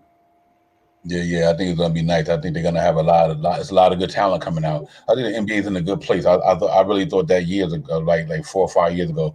I think that a lot of the young talent coming through the pipeline, in the AAUs, high school, college, whatever. These cats, they really enjoy the game. They studying it. They getting better with their craft. So it's amazing what these young guys is really talented, man. I mean, I was watching a little take on Shamari Cooper. I was like, oh my God, this guy like John Morant with handles almost. You know what I mean? I mean, it is amazing. This cat is, oh my goodness. He almost got a little Earl and Earl Pearl. I was like, this kid gonna be special. You know what I mean? But they putting in work though, and that's a contributor to them. They believe in something that they want to be. They dreaming about it, and the dream lives on. You know what I mean? And I'm happy for them. And there's a lot of good talent coming through the pipeline. So I think we got a good chance of getting a good player for sure. Yeah, I if we keep our picks, I don't see why not. Contributor, kids are gonna contribute. And even if they don't, and they can always contribute later down the road and part of a package deal of a trade. And that's in the last time. Remember, I don't even recall the last time the Knicks had almost close to two, I think three, close to 2 to 3 first round picks. I think it was right after the NBA final in '94 when they Mhm. Devontae Jones, Carly Ward, and I think it was one more player. I think they had like a top 3 picks on, and they didn't hit on any of them. Just Ward was pretty decent. Ward was a good point guard. Yeah, he Mhm. was a good point guard. The thing was, he was undersized, and that time when he was he used to get posted up by Mark Jackson so much and so forth. But yeah, we'll see if they keep their picks. It'll be interesting. We know that free agency is going to come really quick right after that, and next, let's buckle up. Hopefully, we take our multivitamins and our Metamucil in our Right, cases right, and get right. ready to go. Because it's Mhm. gonna be a busy, busy, busy time for us for these NBA and these next few weeks with that. And with that said and all that, yeah, absolutely. It's gonna be fun. The break, and then unfortunately we saw some breaking news also with the New York Jets. They lost one of their coaches. Prayers out to the family. And he had a horrific automotive accident, and then in California, he was struck by a car in his bike, and he fought for his life. And man, he just didn't make it. First time, sympathy goes out to Greg Knapp and his family. We didn't. I know that I didn't know the guy. I don't know the guy. I didn't see him coach my team, but he was in line to be assistant coach for the Jets, and we'll see. Prayers to his family, man. Unfortunately, man, that sucks. So guys, if you guys ride a motorcycle, wear your helmets. Be careful of all the other drivers. Maybe it wasn't. I don't say it was his fault, but other drivers got to be careful for everyone on the road. Bicyclists, just keep an eye out, man. It's tragic to see someone lose their life on an accident like that, man. Absolutely, yeah. R.I.P. to the coach, man. A human being is a human being, no matter whether you never see nobody want to go down and lose their life because we all think we on a beautiful life to live. But salute to him and the family, man. I hope R.I.P. to him, man. Like I said, you never want nobody, to the Jets organization, everybody there. Prayers up for y'all. One of you guys, that's one of your soldiers there. So salute to the Jets organization. R.I.P. to him and his family, and sorry things like that have to happen in life. Yeah, yeah, and also I didn't get a chance to say anything on this program either to Biz Marquee. Rest in peace to Biz Marquee. an icon in the hip hop. Unfortunately, when the news came out, my show already had passed, and we now I mean, I get to show my respects on my program and respect to you. Nobody beats the biz. Thanks for all That's that right. good music, all that good music. And you weren't just more than a friend, man. You were good, man. You were one of our pioneers, and we salute you on this program. And may your family find comfort and console missing you, because I know your talent is going to be missed, and we'll move forward with that. And there's another breaking news with the Major League Baseball did a trade. They trade the Tampa Bay Rays. The surprising Rays made a move. They bought in. They went and traded Minnesota for a cousin Nelson Cruz. And now he's on his way to Tampa. Um, Wow. yeah, yeah, Wow. yeah. That was Wow. very, very, very, very surprising. Just came on. I mean, everything breaking news happened while right before the program started, and I quickly gathered up to make that montage, a real quick of the breaking news, so we could talk about it. And yeah, and four players were exchanged. Nothing too significant. For Nelson Cruz was sent to to Minnesota. That we're like, wow, but to see Tampa actually do that, it shows something. They're really going for it. They always talk about they don't have the money and small market, and they got to rub two pennies to make to try to make something out of it. But no, they actually made a move, and I'm surprised. Kudos to them. Hopefully it doesn't work out, because as a Yankee fan, but I can't go against cousin Nelson Cruz, man. Cousin Cruz got to go out there Yeah. and hit, man. He got to do some good stuff, That's man. right. Yeah, he prolific with that home run. He prolific with that home run swing. I mean, you can't take that from Nelson Cruz. I mean, despite everything else, that brother can belt the baseball. You know what I mean? He's a savvy veteran. He's been around the game. He knows the game, and to go into a chance to go to a playoff run with him is gonna it only can help them. I mean, believe it or not. So we'll see. I mean, salute to the Tampa Bay Rays. Man, they trying to do it in all the sports. You know what I mean? They trying to get a triple. They trying to get a trifecta. They want hockey, football, and they want baseball right now. And then I got other breaking news. Your Mets, your New York Mets. It's a minor trade. They made a trade. They traded Billy McKinney. He came up with all the injuries, and he participated on the he contributed a lot for the New York Mets roster with a lot of injuries. But when injuries, players start getting healthy, come back, and they kind of put him on the waivers, and no one picked him up. But they found a home for him. They traded him to the Los Angeles Dodgers for Carlos Ricon. It's just like minor league deal, for player to player to see, just to get him a place, an opportunity to play. And the Mets, I think the Mets are going to be active. Your Mets are going to be very active. They're 7 games above 500. They're leading the division. They're played well. They now they host the Toronto Blue Jays. Come into City Field for the weekend. And the Blue Jays youngin, but they're not going to have that designated hitter. So and the only thing that worries the Mets is Jacob DeGrom's health.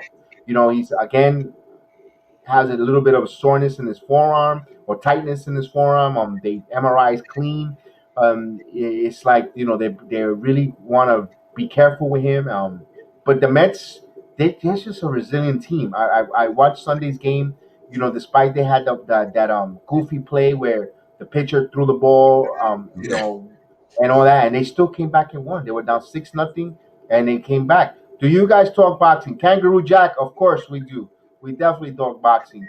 Talk to me. What do you like to hear about the boxing? You want the Charlo fight over the weekend? Is that something there, or do you want the upcoming fights? We do talk about it, Kangaroo Jack.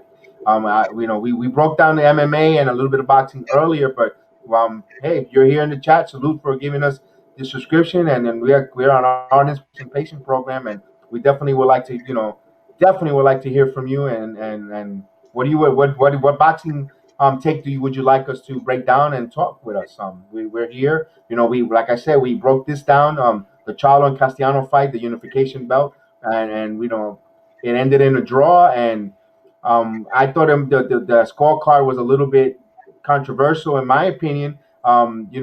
Especially one of the judges was 111, 117. It was a little bit of a reach there. I don't know what he exactly saw. I thought I saw 114, 113 the other way, but who in your opinion is the top best five heavyweights right now, and how does Wilder beat Fury? I think Wilder Fury. I can't wait to. I wish the fight would have been this weekend. We all know it got postponed due to COVID. Um, Top five, you got to go, man.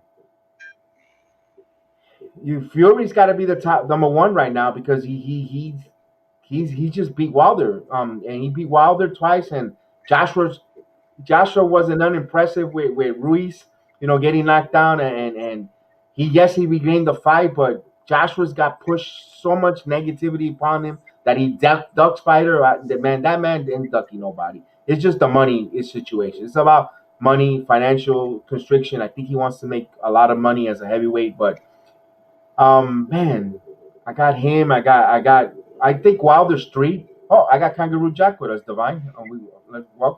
Welcome, man. How are we, fellas? How are you? So, Kangaroo, salute. How you doing, brother? Everybody keeping safe, healthy?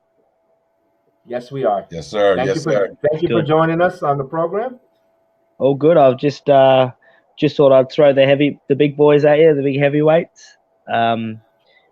As you were saying, the top 5 heavyweights at the moment. For me personally, it'd probably be we have to have Fury at top.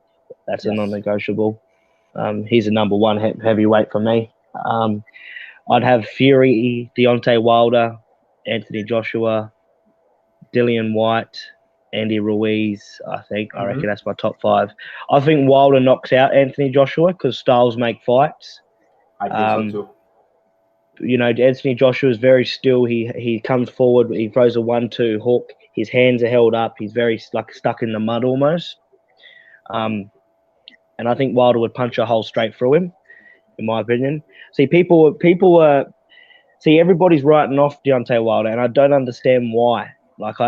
It's like he's just been beaten by arguably one of the best boxers in the last 15 years in the heavyweight division. This guy's beat Vladimir Klitschko. You don't go beating the Klitschkos, without going over there to take the belt. So, there's no shame in losing to Tyson Fury. Did Tyson Fury cheat? Were the gloves messed with? They're the questions you look at as well, because I'm a Fury fan. I am a Fury fan.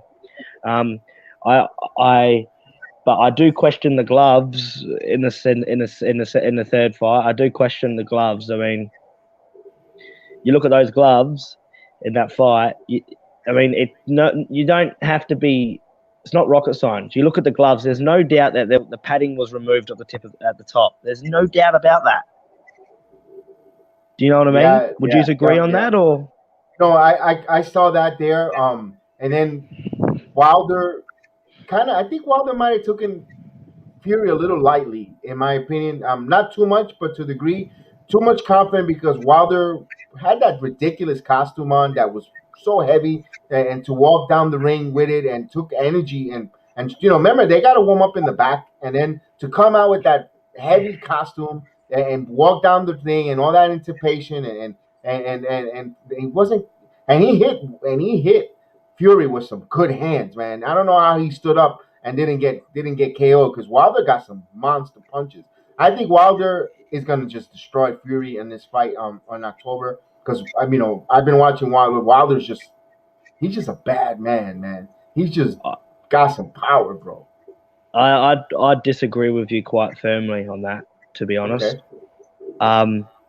I will see. The thing is, the problem Wilder has with Fury, right? I mean, I'm assuming both of you watch the fights. Yes. Yeah, absolutely. Yep.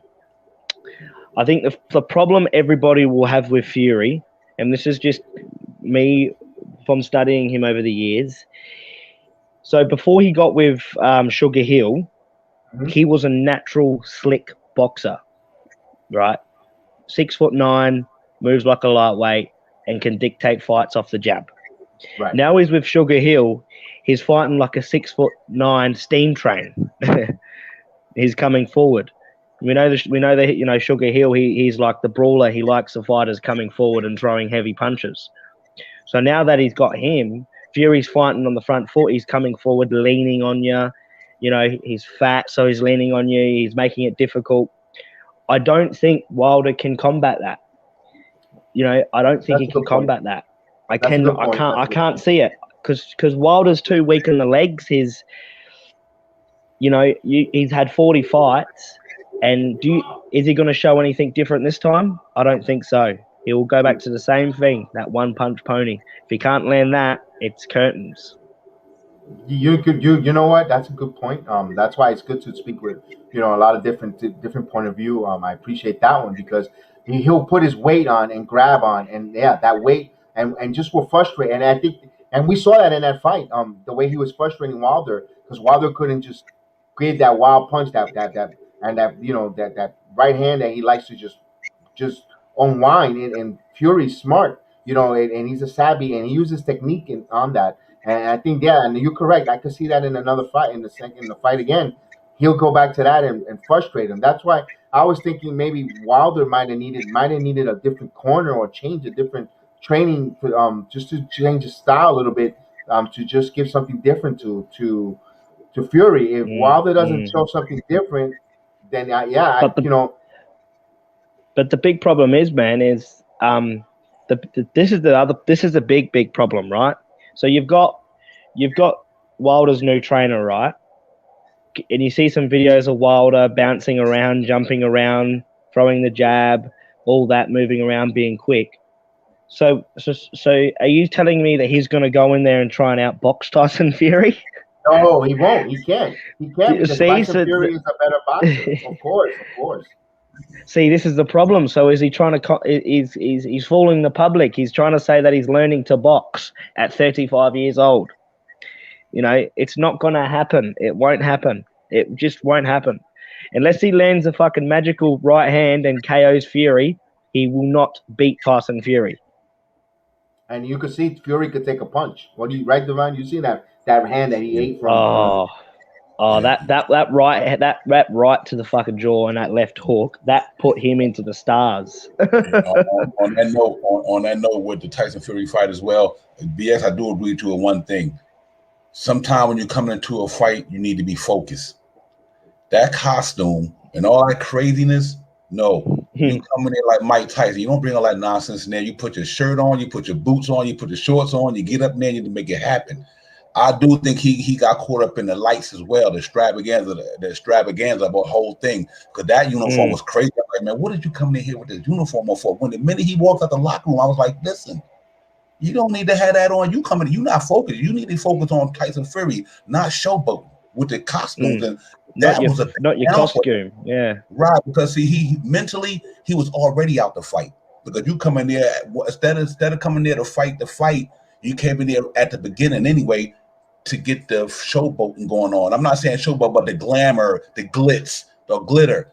When you go on a fight and do like Tyson Fury, you need to come in there focused. I just think that he wasn't really focused. Listen, I understand, sometimes, people get older, they do like Michael Jordan. When he started being a high flyer, when he got older, he changed up the style of it because he had to adjust his style of play to compete. I don't have a problem with Wilder learning how to throw a jab because he should have did that in the fight. You don't got to go through the whole fight, but you got to learn how to get a jab or there to keep a man off you. If you can stick a jab a couple of times, you make somebody pause. You know what I mean? Correct. And that fight against Wilder, if you don't do that if you don't make Tyson Fury pause, it's a wrap. He get you. You know what I mean? Now, so I think it might help him to a degree. Do that mean he's gonna beat him? No, but I do think there's nothing wrong with having something in your arsenal extra that might could give you, because if you shoot the right jab with that dangerous right hand he got, he might catch Tyson Fury not focused. Everybody don't be focused all the time. You know what I mean? So he might catch Tyson Fury like, oh, yeah, you throwing that jab. He might catch him off focus. Next thing you know, Tyson Fury don't see the right hand. So, but I don't think he'll beat him, but I think it'll be a different fight for sure, though. I really do. I think he'll be more focused this time. And Tyson Fury is dangerous, man. Like Kangaroo said, the cat could do it from boxing. He could do it with a punch. He can hit you from every. He's a strong dude to deal with. He's a big man too. So but it's gonna be a good fight. I think I agree with you guys, man. Tyson Fury is special. Like you say, he's special. I don't know if you would agree with me on this, but I said this back in 2014. So it's 21 now. I'm 21 years old. I'm a fighter myself. I'm a boxer. I will say this: I guarantee 100% Tyson Fury will retire undefeated heavyweight champion of the world. Because the reason why I say that is because he's a natural, awkward, slick boxer. and people like he decides how the fight's gonna go. If he wants Wilder to be able to throw that jab, like you're saying, if he wants to let Wilder throw that jab, he'll stand on the back foot and outbox him. Sure, he'll jump around, throw the jab out. But if he wants to get in close and fight like a 6'9" giant, he can do that as well. So he dictates the fight. So to beat Tyson Fury, you have to knock him out because you're never going to outbox him. Nobody will outbox him. You tell me someone in the heavyweight division right now that will outbox Tyson Fury. No, there's no one right now. Not at this juncture yet. There isn't anyone. Chris Ariola. No. You got Reese. No. Dillian White. No. No. Maybe Joshua. Derek. Maybe Joshua. Anthony. Yeah. Who knows? That's gonna be the fight. If whoever survives, will be interesting to see Fury with that fight with it. Because remember, the only thing you got to worry, Kangaroo Jack, is the opposite. Fury tends to try to be a little showboat himself and trying to put a spectacle before the fight starts. But the only thing he doesn't do is wear ridiculous costumes. That's heavy. But he'll be a little distracted with the waving or pre-fight production. So that could be something to keep an eye out. But I don't think so. Like you said, he's got too much technique, techniques or those little trick knacks that we call those knickknacks that grabbing on. If he knows that Tyson is, if he knows that Wilder's hurting a little bit, or if he gets hit, he knows how to grab and also put the his head weight on to frustrate him, to tire his legs down, and it's true. Wilder do have too many skinny legs for such a big frame to go in there. So I can see what you're talking about. I would say as well, and this is just being like a boxing person myself and loving the sport. When I found out that Fury and AJ, the fight was getting made, it was all getting set up. Saudi Arabia's got the big deal on the table. I was fucking over the moon. I almost cried. But then all of a sudden, Shelley Finkler and Deontay Wilder's at a court case, and all of a sudden that fight doesn't get made, and then 2 seconds later the Wilder Fury 3 gets made. And I sat there and thought to myself, I said, how the hell do they stop a unification bout, like a unification for all the belts between the heavyweights, and then a court order in America can say Fury has to fight Wilder for the 3rd fight? I couldn't believe it. We haven't had all the belts on the line in the heavyweight division since 1998. That's a long time. Lennox Lewis was the last person that won all the belts. And now that fight may not ever be made because, like you said before, Fury can chop and change with how he wants to approach the fight. He can come in funny. He can play around. He could even drop out of the fight and fight some taxi driver and just retire or not. You know how he went missing in 2015. Fury just went missing after winning all the belts. He could just retire. Imagine that if Tyson Fury left the sport of boxing right now. Yeah, but I don't see it because they need him. The sport of boxing, it needs it. It needs a star, and nothing generates more than heavyweight fight. The heavyweight division, that's the king. If you have a good heavyweight and it rules, it's king, it trumps. Let me ask you something, Kangaroo.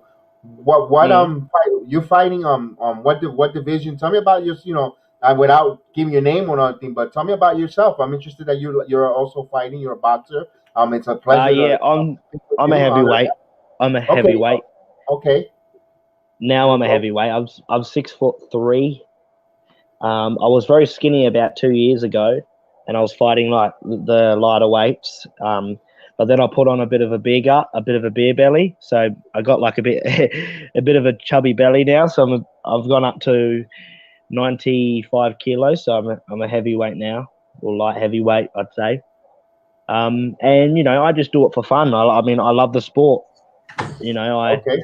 Are you in the amateurs or any Olympics or amateur? Yeah, just amateur, man. Just a bit of fun. Amateur boxing. I'd won a few amateur titles in my state that I'm in. I won 2 state titles for South Australia, which was pretty good. But me, I've never got a knockout ever. I've never knocked anybody out, but I win by points every time because Okay. I love the sweet science of the game. People love talking about even in the shorter weights, all the little guys. All these other little guys. I don't even like the lightweights. I have no interest in them because that's all shit. When the heavyweights rocking, boxing's rocking. You know what I mean? Like the Charlo fight where he fought. Who did he fight just before? The Mexican. Who did he just fight? Charlo and Castellano. Castellano. Yes, I just watched. I watched the replay of that fight, and I actually think Castellano in a rematch might get the job done. I thought he actually was very good, very, very good. Let me ask you this: on the scorecard, it was controversial. That was a draw. That was a draw for sure. I thought it was a draw as well, but to see one of the judges ruled 111 to 117, it wasn't that much of a disparity. It was so close.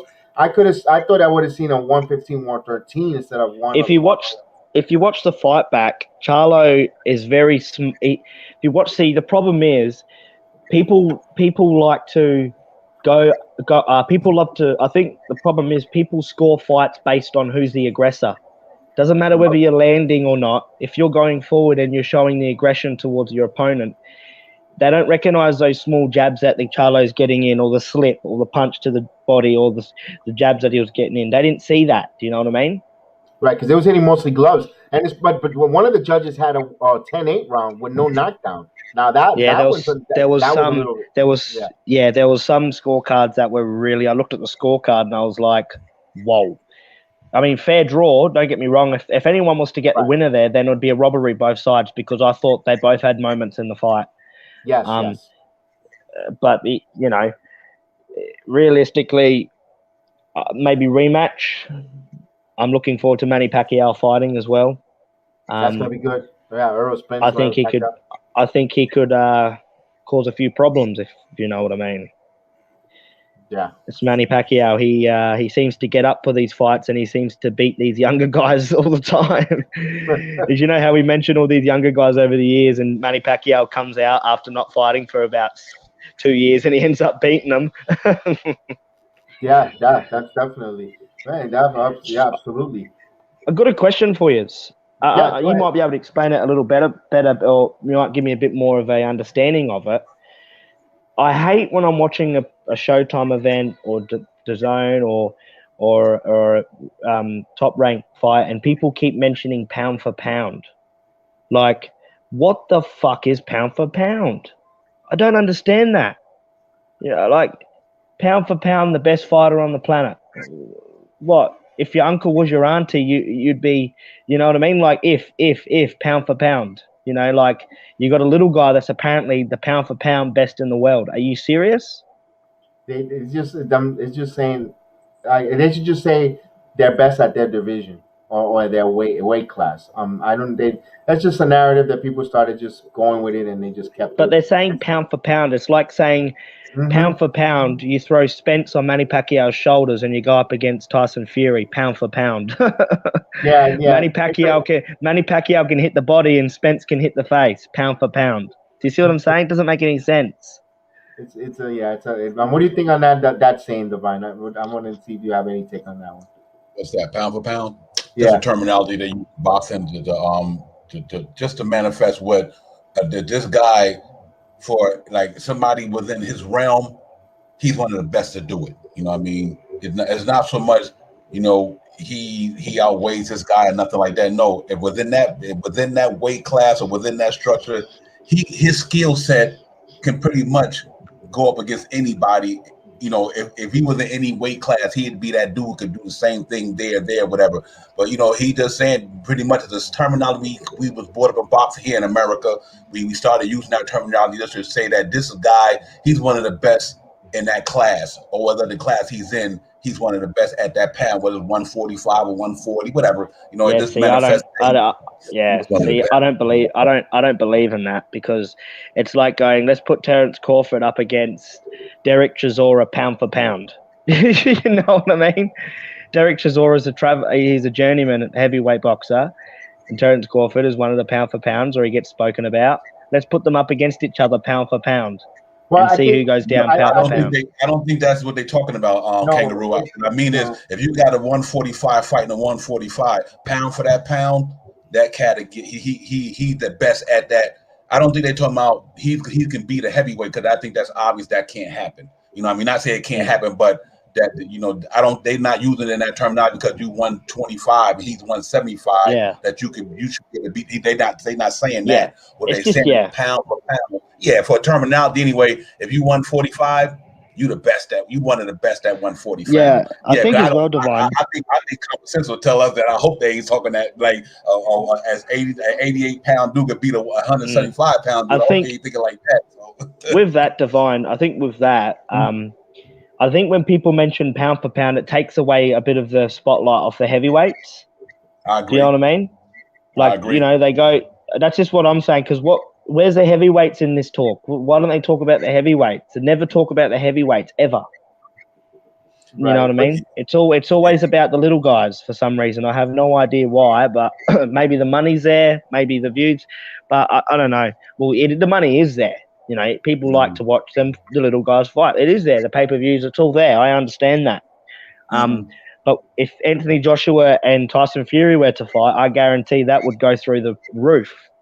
oh yeah, or even if some reason somehow Wilder would continue to grow, because one thing that will back up the great American heavyweight, it's another one that gets draws up a lot of money on card on all that. Mm, But when mm, that pound for pound is it's like another terminology for the best of the best. He's the yeah. best of the best. That's all it is. Instead of using I best didn't of want the to get best, smart. I didn't want to get smart about it. Sorry, no, Divine. no, no, I no, just no, I no, just didn't understand it. That's all. no. Yeah, We yeah, get oh it. yeah, yeah. No. You good, bro. You good, Kangaroo. I just thought that So what up and coming fights are you guys looking forward to? Earl Spence, bro. Earl Spence and Pacquiao for sure. Do That's you gonna reckon be a Spence gets a phenomenal job fight. done? I think so. I like Spence is nice, man. I mean, Pacquiao the man. Don't get me wrong, but Earl Spence is a nice young brother. He really got. I like his whole demeanor when it comes to boxing. I mean, he got it all. He could jab. He got uppercuts. He got hooks. He could play defense. He got power. I like him and Terence Crawford and a couple of guys out there like that. I like, man. But real quick, let me to the heavyweight thing. I think we got to get into Kangaroo and BX. They need to fight more. These guys like fighting once every 2 years or once. I mean, I Yeah. think the heavyweight division is so. If you don't get knocked out in the fight, you should be able to fight twice in a year. You know what I mean? At least Mm. twice, once every year. So I think what happened, the flare up is going away because they take like after Tyson Fury and Wilder, when the last time they fought? Yeah, well, they like to fight each other. Just depends on who's the promoter. Like Eddie Hearn likes to look after his fighters for some reason.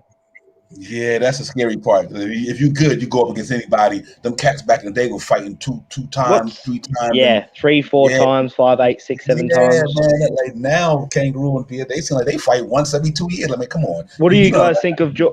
What do you think of my fellow countryman George Kambosos Jr.? Do you know much about him? He's in the I've I've ranks. seen a couple of fights. He's seen him tough. a He's a couple tough, of fights. tough I gotta animal. see more. Yeah, I gotta see a little more. I'm not gonna give you the wrong analysis on him. I gotta see a little more of his fight. To give you a good scouting report. Give us an insight then, so we can keep an eye on. What do I gotta see on Cambones on his fight? And tell me a He's a little good. more. He's a good all round. He's a good all round slick boxer. He's not so much a knockout. He's not so much a knockout artist. He's a good sweet science boxer. He's very good on the outside. He's not very good on the inside. He doesn't respond well much on the inside. But yeah, overall he's a fucking he's someone to really look out for. If you're in that lightweight division, over the next year or so. Let me ask you this: is he conventional or orthodox, or is he what kind of or is All he soft? round, he's He's orthodox, soft, southpaw, both softball. sides. Yeah. Okay, no, nice, cool. I'll take I'll check and I'll keep an eye. I've heard of him, yes, but I haven't followed to a lot of the fights. to be on there up on that because with the MMA and the boxing, it's just a lot of and the basketball that we cover and all that. It's a lot of it's overwhelming with a lot of different events. I try to record and watch it, especially But With Alex is, Mhm. yeah, with Gervonta Tank Davis, I I have a feeling that Floyd Mayweather is going to protect him from these tough fights. Tank Davis. I don't know if you agree with that, but I have a feeling Floyd's going to pick and choose the easy opponents for him to get like his record up or something.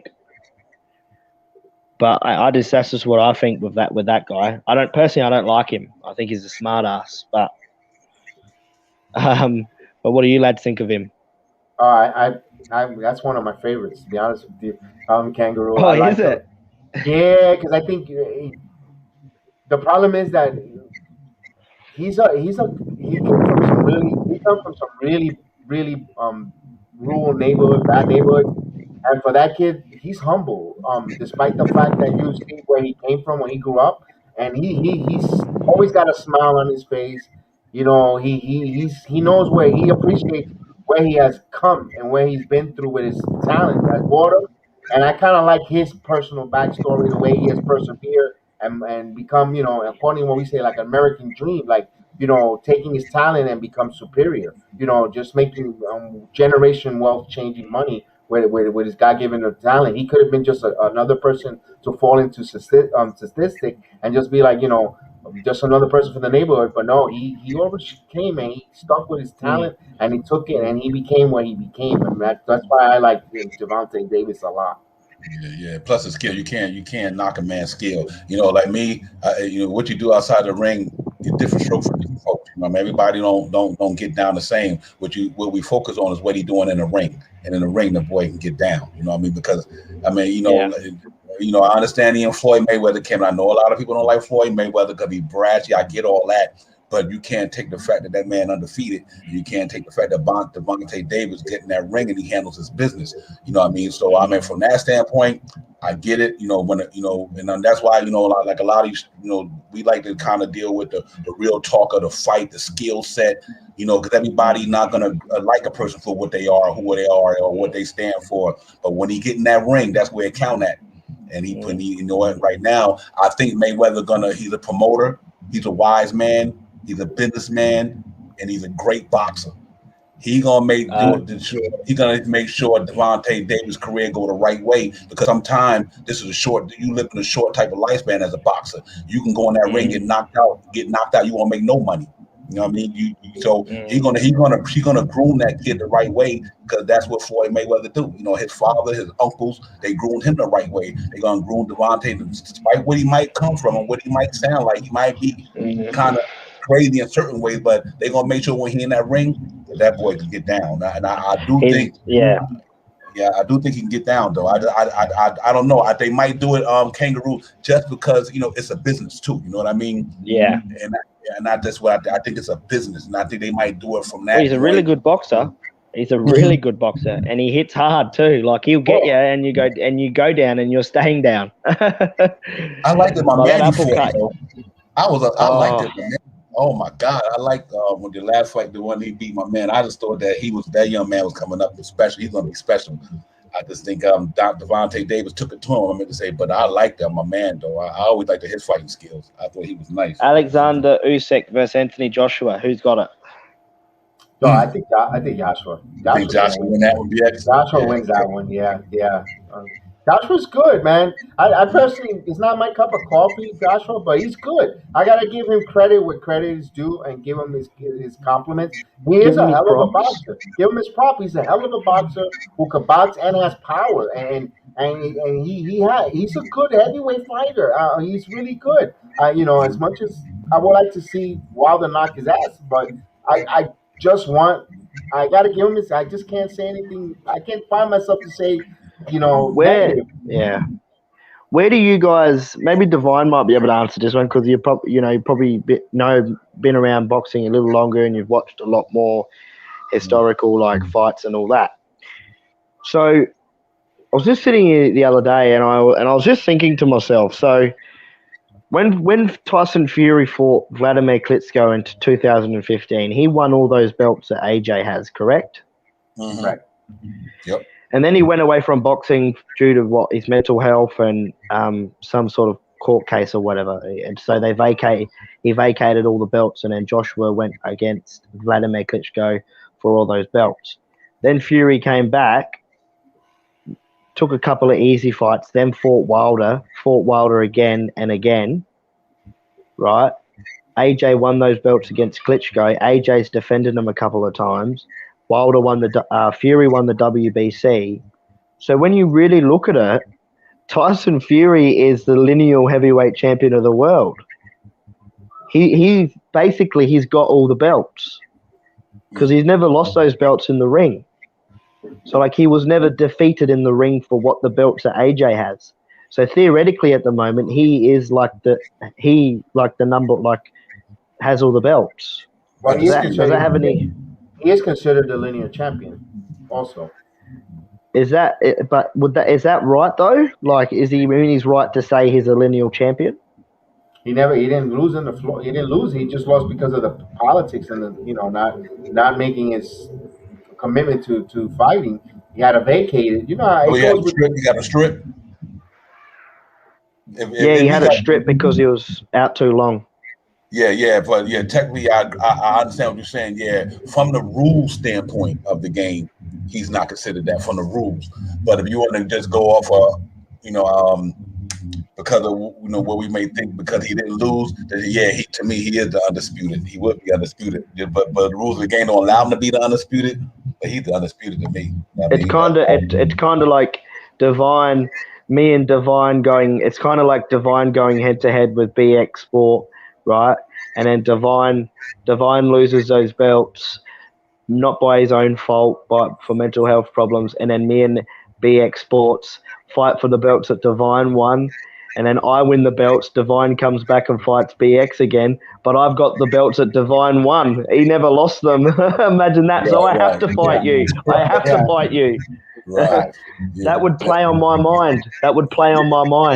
I'd be like, damn, I need to beat that guy to be considered the number one. I need to beat him because I have his belts. I have his belts sitting right there. They belong to him, no one else. He never lost them in the ring. He never lost them. They're his. I'm just renting them off of him. Keeping even with the belts, that would make me feel some type of way, Kangaroo. But I'd be like, man, I gotta beat Divine to get the belt, or I gotta beat Jedi because I won't feel like the champion if the guy who really supposed to have the belts don't have them, and I didn't beat him and add the one with the belt. I would think about that too, man. I'd be like, I gotta go fight this guy, man. That would be sleepless nights. That would be sleepless nights. Exactly. Because practically you've just beaten somebody for vacated belts, but you never beat the guy that beat the guy. Hey, Kangaroo, that's interesting because I would have to think about that all night long, bro. For real. Do you know what I mean? Like, it would just be like you. This is what I'm saying. It's like this is why I know Anthony Joshua and Tyson Fury want to fight because it's not their fault that the fight's not being made. It's dickheads like Eddie Hearn, Bob Arum, Shelley Flinkler. Like the promoters, the politics. Yep. And why does this happen? Why is this happening? Right. Yep, absolutely. That's why it's hurting the sport. It hurts the sport, and it loses with the younger viewers over the MMA. You have current fighters that they fight 3 months later. It's like I'll fight. You won your fight. I won mine. Let's get in the ring and fight each other. And, it's a constant. The winner. Kind of a tournament type of deal. And sorry about that. I mean to cut you off. Let me ask you guys a question. I think my man had went into it. I want to bring something up. You jump right back in. Keep an eye on Ruiz. He went through a different workout regimen. You know how heavy. I think that kid gonna shock somebody too. I think Ruiz. I think he can find that what he had and capitalize off of his new workout regimen, his new mindset, and all that stuff. I think he might be taking the sport a little more serious. So I think he one of them heavyweights that he's still in there, and you got to be careful because he got a little skill set. You know what I mean? He's the most experienced. He's the most experienced. Yep. Yeah, Absolutely. but don't He's forget about King Kong Ortiz too. no, he's finished. He You is think so? finished. Yeah, that guy's finished. I mean, you know, yeah, come on. Wow. I mean, he it would cause problems for anybody in the heavyweight division if he actually fights again. Don't know what's going on. Um, but yeah, come on. I mean, you got guys like Charles Martin, and you got guys like Trevor Brown. That's a WBA super heavyweight champion, or somehow. See, this is the other thing. I've never even seen Trevor Brown fight anybody, and he's a WBA super heavyweight champion or regular or whatever. So what does that mean? Is he a world champion? I looked on the thing; it says Trevor Brown. I was like, who the fuck is that guy? It's these He's a alphabets, man. WBA champion. Hmm. Yep. Yep. Well, actually, you know what that means? There's too many belts. There's way too many belts. It's too many. It's the alphabet. There's too many belts. Too many belts. You just gotta stick with three: IBF, WBA, and WBC. In my opinion. Right. All that WBO and all that, please. Well, how many belts they got? IBF, WBO, WBA, WBC, Yeah. WBO. IBO, or something like that. Yeah, It's it's too fucking many. ridiculous. It's too many, Kangaroo. Too many. And then it waters it down because nobody wants to fight no one because or they get out of the politics. Oh no, he has to fight a mandatory number two. Number one contender in the Well, the WWE. mandatories mean nothing in the sport anymore. No, I they mean, don't. it's like you could be mandatory for 3 years, like Dillian White. You know Dillian White, the heavyweight. No, I don't know. No. Well, That's he's been mandatory. He's been mandatory for about 3-4 years, and he has not had one heavyweight. He has not had one world title fight, and it's because obviously AJ's got all the belts and Fury's been tangling with Wilder, so no one can really get a title shot. You know what I mean? I mean AJ likes to fight, the Pulevs and all that, the Takams and all that. But AJ does fight credible opponents. Actually, I give him credit for that. Like he fights the Pulevs, the Takams. He actually fights them. Where Fury, he pulls anybody out of the crowd and fights them, like Schwartz, Otto Wallin, like all. Who else did he fight? Fucking some dummies. Anyways, like he's fighting cab drivers, and so he needs to step up his opponents, Fury, when he's coming back. You know what I mean? Yeah. It's great. Yeah, I love this. I love this boxing heavyweight title. This heavyweight talk. It's phenomenal. Let me ask you something about back on your home. Anybody that we need to keep an eye on in the boxing Olympics coming out of Australia? No, we're shit. Okay. We are absolutely shit. We have nobody. Really, we don't. I don't even think we have anyone in the heavyweight division actually. And what about any of the welters or in the middleweights? Anything on the lower? Any buzz on anybody to keep an eye out? I know there's a couple of females going in there, but I'll just get their names up. I've watched one of them fight. I know there's a couple of females, but I'll just get their names up. I'm gonna write them down and keep an eye on them too. How long you guys been coming on here for? Few months. We have a program a basketball Knicks Real Talk with Divine. He hosts it, and I'm his co-host. There, I go with him, and he co-hosts here with me. And this has got like about 3 months. We talk about a little bit of everything on this program, but then on Knicks Real Talk, we're New York Knicks centric basketball. We talk a lot about that about basketball there. But it's fun because I like to talk about boxing. My son and myself and some Divine. We also talk a lot about the MMA. I know MMA is big in Australia. Out there. Well, if you're talking about basketball, all I'm saying is be prepared because Australia is coming to win the Olympics. Let me give you the hot tip. Wow. You heard it first. Jedi, Kangaroo said Australia is coming to win it all. Don't you worry about that. Oh, man. When you watch America, America's full of individual talents. It's like a preseason camp for you guys. Our team, our group, we are a good team. They've been playing together for about 4 to 5, 6 years. So do not be surprised if the Crocodile Dundee comes in and wipes your asses. Hey, you know we're gonna be tuned in. Yeah, it's gonna be a good Olympics. It's gonna be a good. It's gonna be a good Olympics. I'm excited. I'm excited about just in general. I'm glad. Hopefully they can get through it with this pandemic thing. You know, that's my concern over there. Is, you know, they're gonna be able to get this thing going. You know what I mean? Oh my God. But that's the only tough thing. But I think it's gonna be fine though. You know, sports will bring all us together, man. So without sports, it'd be crazy. So let's hope that the Who Olympics do you go think well. will win the Olympics? Who's your favourites for the Olympics, basketball wise? Yeah, bad. I don't think nobody gonna be able to beat. I want to give you a moment, but I don't think nobody gonna beat the USA in basketball. I think that's out. No. Nah, they got too much talent down there, man. I mean, Australia nice, Argentina nice, Spain nice. But them cats got the Kevin Durant down there. It's like yo, those dudes is pretty tough, man. I like them. I know the girl's gonna win the gold. I haven't, did too much sports. I had, some Olympic watching because I've been so busy with with Nick's Real Talk and Brown Sports Jedi and everything else, best around here. But I like to see them win the gold. Obviously, everything I'm going for. You already know that. I want to see Dom. What's her name? Excuse me, if I'm stuttering here. Simone Biles, if she can capture another gymnastic medal. Yeah, she's a good gymnastic. Yeah, I've watched a couple of her videos. Yeah, I like to pay homage to the GOAT. I mean, for you to be that good, you put in a lot of work, and that's in any sport to me. If you put in a lot of work, man, you deserve to go. And I want to see her win another goal. I think that'd be nice.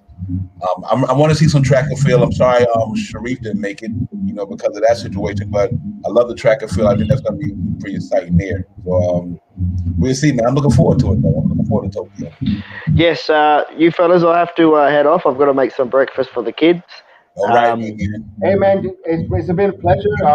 Hey, go ahead and hit the like and subscribe and the notification bell on our channels, man. We would love to always have you on to talk different boxing on different sports, and man, Definitely. definitely. And we appreciate your time and appreciate meeting you. And man, thanks a lot, man. I appreciate this boxing talk. Yes. Yes, sir. Salute, Kangaroo Jack. Thank you, my brother. God bless you and be safe and healthy, okay? Thank you, man. Likewise. Thank you. Have a good breakfast. And we have Australia again on Nick's Real Talk, man. We're Yes, down under, always come live up and represent. Now we have Kangaroo Jack along with CT, and we just keep expanding. It's really great mind, great yes. content, great content. I love the boxing that the inside he bought us. Amateur heavyweight boxer himself. He knows the ins and outs of boxing, and I'm glad he came and blessed the channel. It was a really good talk. And I wanted to speak to someone in the field in boxing or in MMA fighting, and we got it. Yep. And it was what a pleasure. It was a pleasure to speak with him. I really, really enjoyed every bit of it, and hopefully he'll keep on coming on, and we talk different more boxing cards because myself and you, and I know you, we love boxing, and we got to keep that torch alive. It's going to be interesting in his take with the Pacquiao and Spence Jr. fight. I'm pretty sure he'll be on to speak about that with us on floor 4, and hopefully he comes back on when the United States beats Australia in basketball, so we could laugh a little bit on his take. But if not, we just tell him, hey, you were right. You called it on that channel. Kangaroo Jack, when the Earl Spence fight come, already brought to our sports network, gonna have it live. We're gonna be doing round by round. Get down, come on over, stream on in, get with Bronx Jedi, and let's get it popping. So yeah, man, we just look out for the fight, look out for the Tyson fight. Bronx Jedi Sports will be on live. We be getting it down, man, and we be going round for round, man. And so Kangaroo Jack, just keep following Bronx Sports Jedi, man, and just keep in tune whenever you hear that notification. It come on, just hop on in, man, and we appreciate having you for sure. Yeah, man, that was a good segment there. We're gonna do a George Costanza. What I mean, George Costanza, is we're gonna leave on a high note. We're on a high note. We're gonna say thank you, and we're gonna bow out and all that. Hey, I appreciate that. Right now, the Yankees are up 1-0 against the Red Sox. A big. I just want to throw that real quick. The Yankees have been on fire. They've been playing well. The minor league kids are up and they're playing good, but. Man, with that, we'll keep an eye on the weekend. Hopefully, they keep grounding ground. They're only 2 games out of the wild card, and of the Oakland Athletics, and trading deadline is not even here. They could add to the team, and I like what they're doing with the youth movement. But going forward with that, we'll keep an eye. There's still plenty of baseball that we'll break that next time on next Real Talk. We'll talk about basketball tomorrow or Saturday or Sunday. We'll keep that notification when and do we come on. And here on Bronx Sports Jedi and Mi Gente Deportita, the bilingual program on Mondays. Thank you guys, everybody that came out, from Zach, from Austin to Kangaroo, to Robert Parr, Kat, everyone that's in there, in the chat. I salute to everybody. Thank you. Thank you for all the subscribers and especially all the viewers. I had over 1.2K views on a video. I'm very humbled and appreciative, and I want to thank you guys. So, prayers to the families that lost, in Southside Miami. We still keep doing that. We also keep prayers for the people in Cuba there. That God intervenes and get the right stuff for you guys and also for let's just keep being better people, keep loving one another and being positive and just showing the love for one another, for humanity. So as Bronze Sports Jedi saying thank you, and Divine, you want to say real quick and say goodbye, and we're at it. Yeah, salute. Great show. Thank you to Kangaroo for Kangaroo Jet. We appreciate you coming in. What a great show. Awesome, man. Thank you. Keep doing your thing, young man. Keep grinding, keep prospering. And y'all looking forward for Austin out there, man. You looking forward for the Bronx Sports Jedi, man. Y'all hit the show, hit the notification. You already know Nick's Real Talk, man. We on prime time. We all over the place, man. So, we're going to keep getting it going there. So y'all just keep looking for the notifications. Keep subscribing, man. Showing the love because it's from the fans for the fans. You already know how we get down with that, man. And be safe, man. Everybody be safe. COVID-19 is getting kind of a little bit more crazy. So y'all be careful out there. Wear your mask, wash your hands, and all that good stuff to protect yourselves, man. And until we get this thing under control, because the Delta variant is kind of running amok a little bit in certain states. So be careful. You know what I mean? We want everybody to be prosperous, be healthy, be happy. So you can chime in over here, chime in on Nick's Real Talk, man, and get some sports going, man. So salute. BX, great show. I see the brother on Nick's Real Talk, man, for sure.